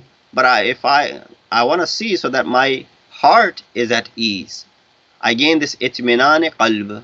So Allah subhanahu wa ta'ala said, well, take these 4 birds, put them on these 4, cut them in different pieces, put them on these 4 different mountains, and then call them towards you with our permission. And when Hazrat Ibrahim ﷺ did that, all of the birds whose parts were scattered over these 4 mountains, they came together, coming back to their original self, and they flew to Hazrat Ibrahim ﷺ. He said, that's how we do it. That's how we bring dead back to life again. It's not that difficult. The one who's the creator, all he has to do is say kun, and it becomes. Yes, it is difficult for you to imagine this, but it is very easy for Allah subhanahu wa ta'ala to execute this. And therefore, that's the itminan that he was trying to reach. Hazrat Uzair, when he was walking through a town, when he saw the ruins of that town, he said, how is Allah going to revive this town? O Nabi of Allah, you're asking this question? Okay, we'll show you how. Allah made him die. He was out for 100 years. 100 years. And then when he was awakened, he woke up. He said, how long were you gone for? He said, well, maybe a day, day and a half, not more than that. He said, no, you were gone for 100 years. That's Hazrat Uzair alayhi for you. So, itminan with something that is permanent in nature. And what could be more permanent than this salat? I know it's coming closer to being the time of salat. And the salat is something which is considered to be Mi'rajul Mu'min. Rasulullah returned from his ascension to the heavens, and when he came back, he told people the stories of the heavens, and people said, oh, Prophet, we want to experience the Mi'raj as well. We want to also travel and ascend to the heavens as well. Rasulullah said, you don't have to do what I did. Allah created that heaven for you. Allah created that Mi'raj for you. He said, As-salatu Mi'rajul Mu'min. This salat is the Mi'raj of Mu'min. I went up there to go ahead and speak to Allah subhanahu wa ta'ala. You can speak to Allah subhanahu wa ta'ala right here, right now. When you stand up on Musalla and you say Allahu Akbar and you make that niyat, you're speaking to Allah subhanahu wa ta'ala. You're conversating with Allah subhanahu wa ta'ala. I'll let you go so that you can go ahead and have this conversation with Allah subhanahu wa ta'ala. Make sure that you're attentive when you're speaking and standing in front of that Malikul Jabbar. You're standing in front of that Rahman ar-Rahim. May Allah subhanahu wa ta'ala give us the tawfiq to be able to ponder over this book, Quran. Give us the tawfiq to be able to follow the teachings of this Quran. Give us the tawfiq to follow the teachings of Ma'sumin. And Allah hasten the zuhur of our awaited Imam and make us amongst the helpers and the soldiers of Imam. Wa akhiru da'wana an alhamdulillahi rabbil alameen.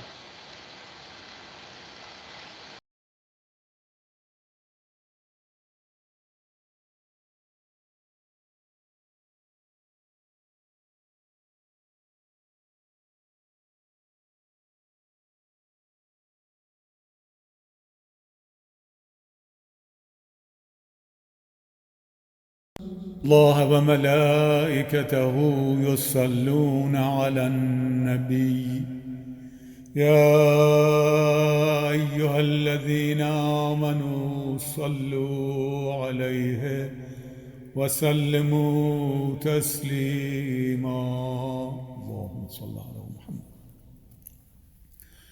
يا علي يا عظيم يا غفور يا رحيم أنت الرب العظيم الذي ليس كمثله شيء وهو السميع البصير وهذا شهر عظمته وكرمته وشرفته وفضلته على الشهور وهو الشهر الذي فرضت صيامه عليه وهو شهر رمضان الذي أنزلت فيه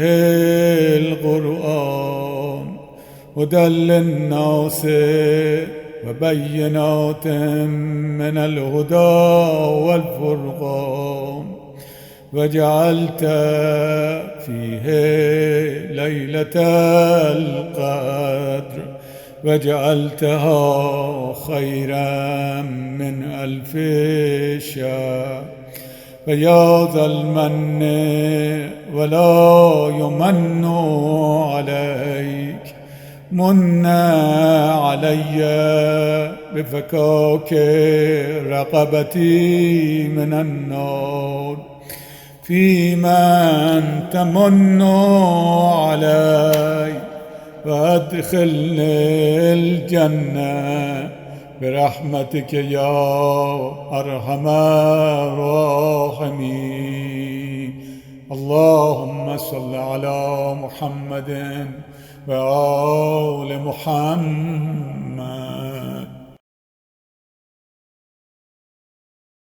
الله الرحمن الرحيم. إن الله وملائكته يصلون على النبي يا أيها الذين آمنوا صلوا عليه وسلموا تسليما.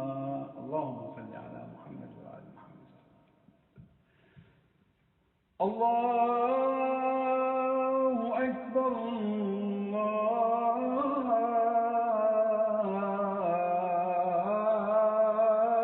الله أكبر. الله أكبر.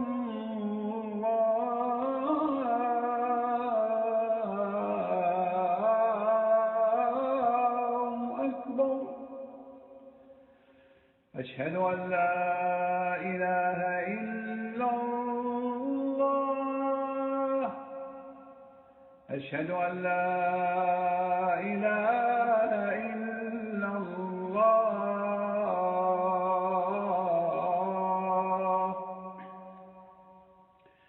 أشهد أن محمدا رسول الله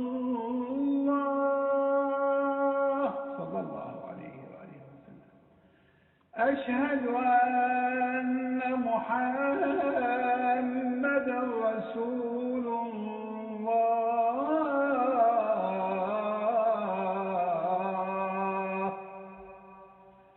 أشهد أن عليا ولي الله. أشهد أن مولانا أمير المؤمنين عليا حجة الله.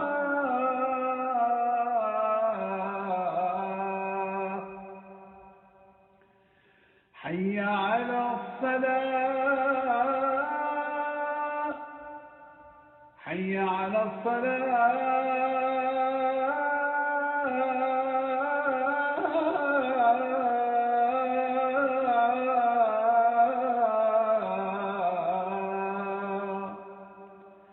حي على الفلاح. حي على الفلاح.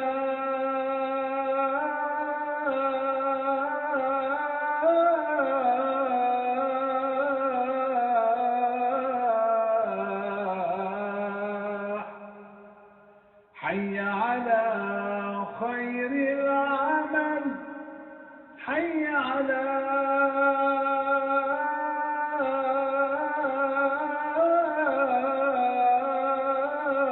خير العمل. الله أكبر.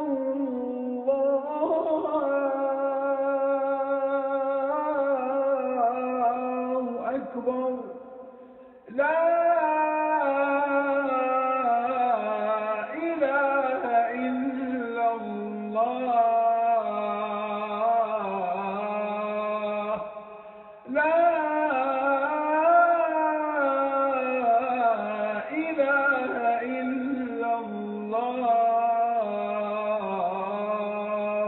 وصلى اللهم على سيدنا وعلى نبينا محمد وعلى آله وسلم. اللهم صل على محمد وعلى محمد.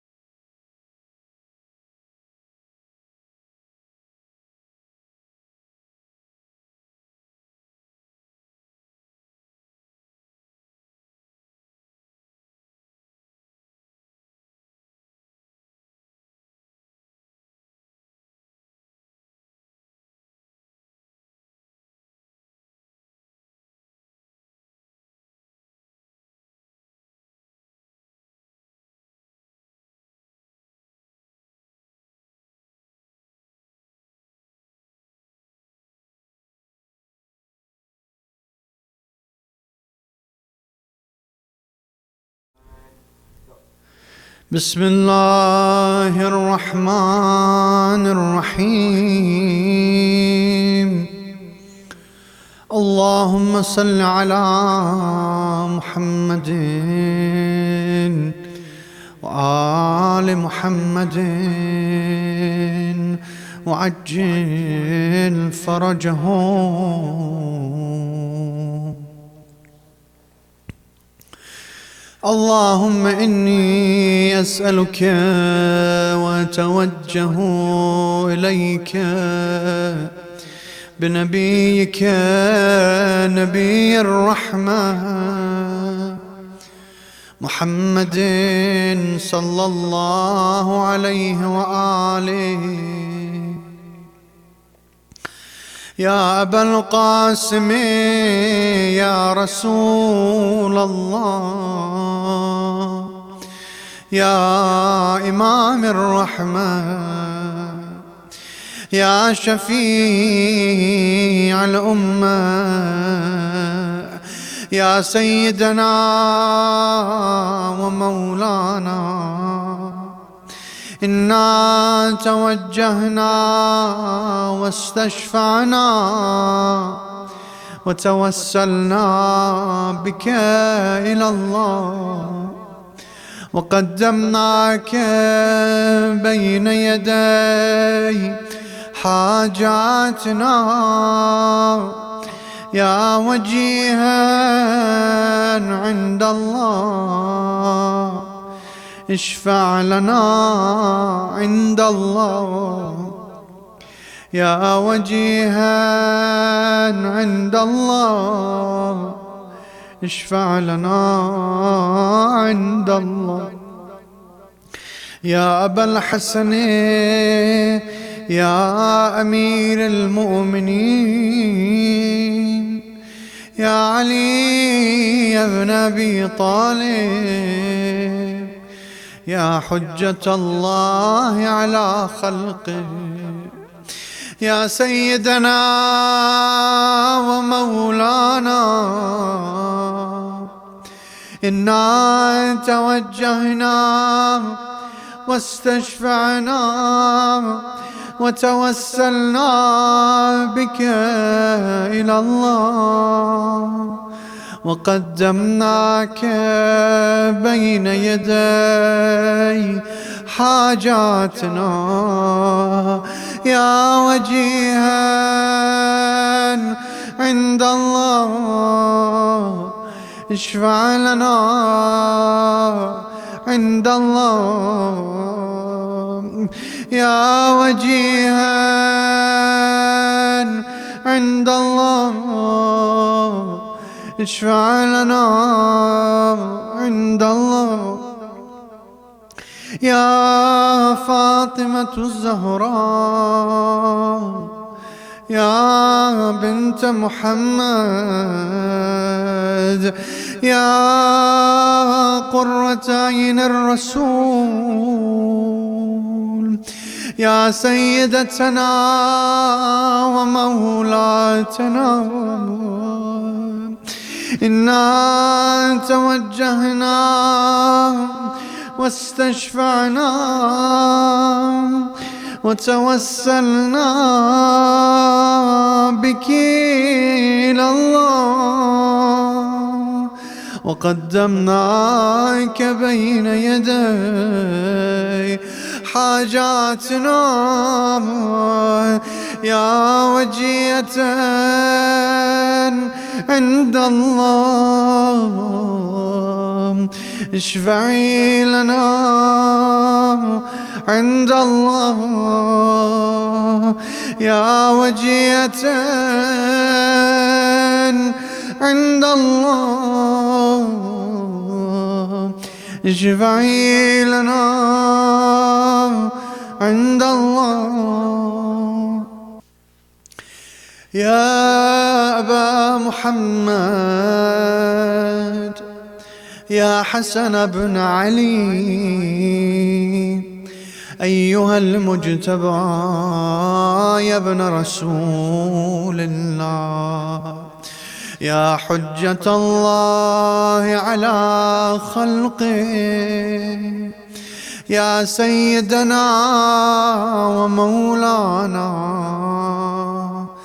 إنا توجهنا واستشفعنا وتوسلنا بك إلى الله وقدمناك بين يدي حاجاتنا يا وجيها عند الله اشفع لنا عند الله يا وجيها عند الله اشفع لنا عند الله يا أبا عبد الله يا حسين بن علي أيها الشهيد يا ابن رسول الله يا حجة الله على خلقه يا سيدنا ومولانا إنا توجهنا واستشفعنا وتوسلنا بك إلى الله وقدمناك بين يدي حاجاتنا يا وجيها عند الله اشفع لنا عند الله يا وجيها عند الله اشفع لنا عند الله يا أبا الحسن يا علي يا ابن الحسين يا زين العابدين يا ابن رسول الله يا حجة الله على خلقه يا سيدنا ومولانا إنا توجهنا واستشفعنا وتوسلنا بك إلى الله وقدمناك بين يدي حاجاتنا يا وجيها عند الله اشفع لنا عند الله يا وجيها عند الله اشفع لنا عند الله يا أبا جعفر يا محمد بن علي أيها الباقر يا ابن رسول الله يا حجة الله على خلقه يا سيدنا ومولانا إنا توجهنا واستشفعنا وتوسلنا بك إلى الله وقدمناك بين يدي حاجاتنا يا وجيها عند الله اشفع لنا عند الله يا وجيها عند الله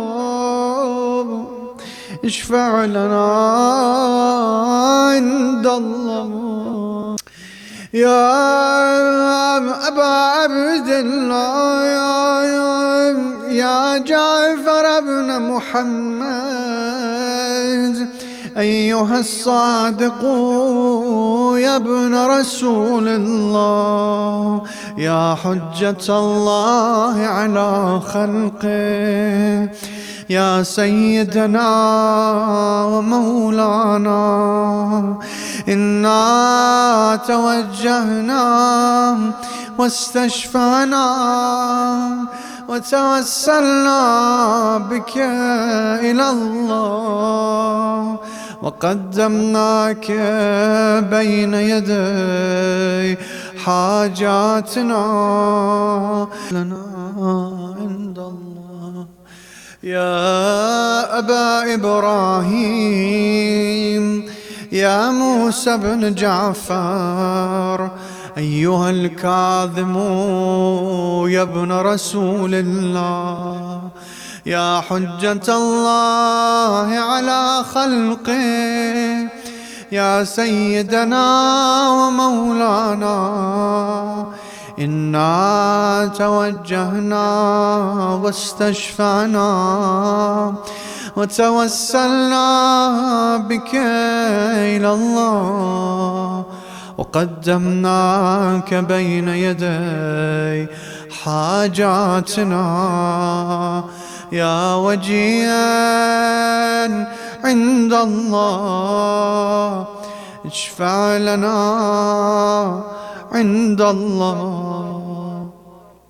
يا أبا الحسن، يا علي يا ابن موسى، أيها الرضا يا ابن رسول الله، يا حجة الله على خلقه، يا سيدنا ومولانا، إنا توجهنا واستشفعنا وتوسلنا بك إلى الله، وقدمناك بين يدي حاجاتنا، يا وجيها عند الله، اشفع لنا عند الله. يا أبا جعفر، يا محمد بن علي، أيها التقي الجواد يا ابن رسول الله، يا حجة الله على خلقه، يا سيدنا ومولانا، إنا توجهنا واستشفعنا وتوسلنا بك إلى الله، وقدمناك بين يدي حاجاتنا، يا وجيها عند الله، اشفع لنا عند الله. يا أبا الحسن، يا علي يا ابن محمد، أيها الهادي النقي يا ابن رسول الله، يا حجة الله على خلقه، يا سيدنا ومولانا، إنا توجهنا واستشفعنا وتوسلنا بك إلى الله، وقدمناك بين يدي حاجاتنا، يا وجيها عند الله، اشفع لنا عند الله.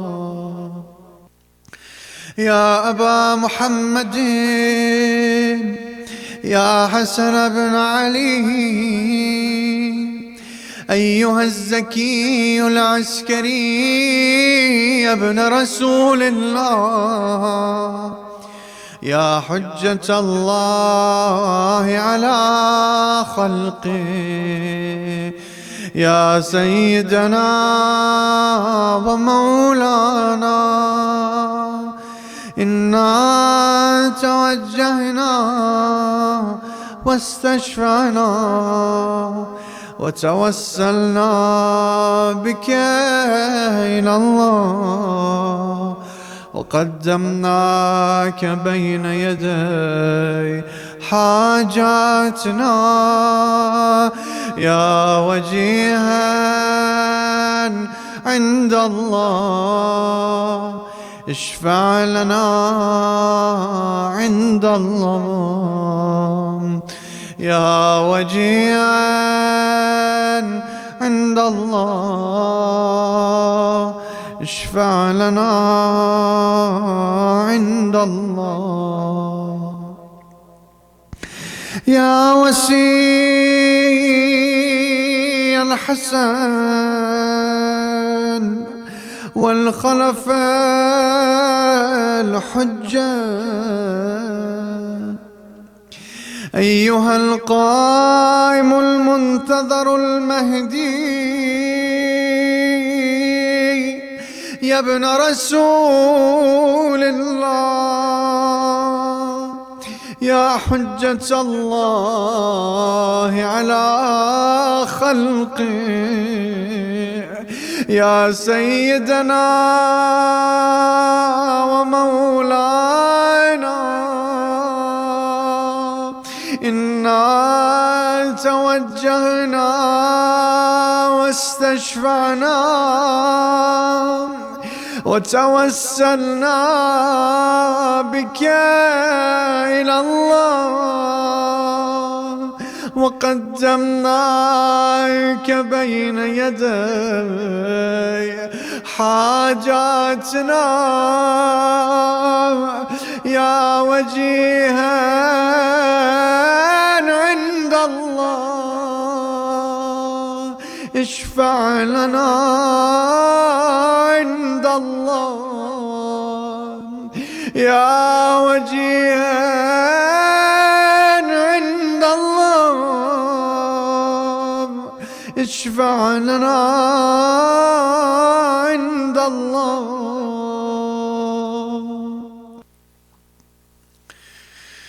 يا سادتي وموالي إني توجهت بكم أئمتي وعدتي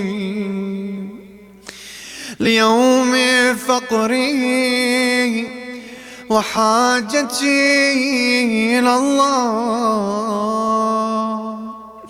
وتوسلت بكم إلى الله واستشفعت بكم إلى الله فاشفعوا لي عند الله واستنقذوني من ذنوبي عند الله فإنكم وسيلتي إلى الله وبحبكم وبقربكم أرجو نجاة من الله فكونوا عند الله رجائي يا سادتي يا أولياء الله صلى الله عليهم أجمعين ولعن الله أعداء الله ظالميهم من الأولين والآخرين آمين رب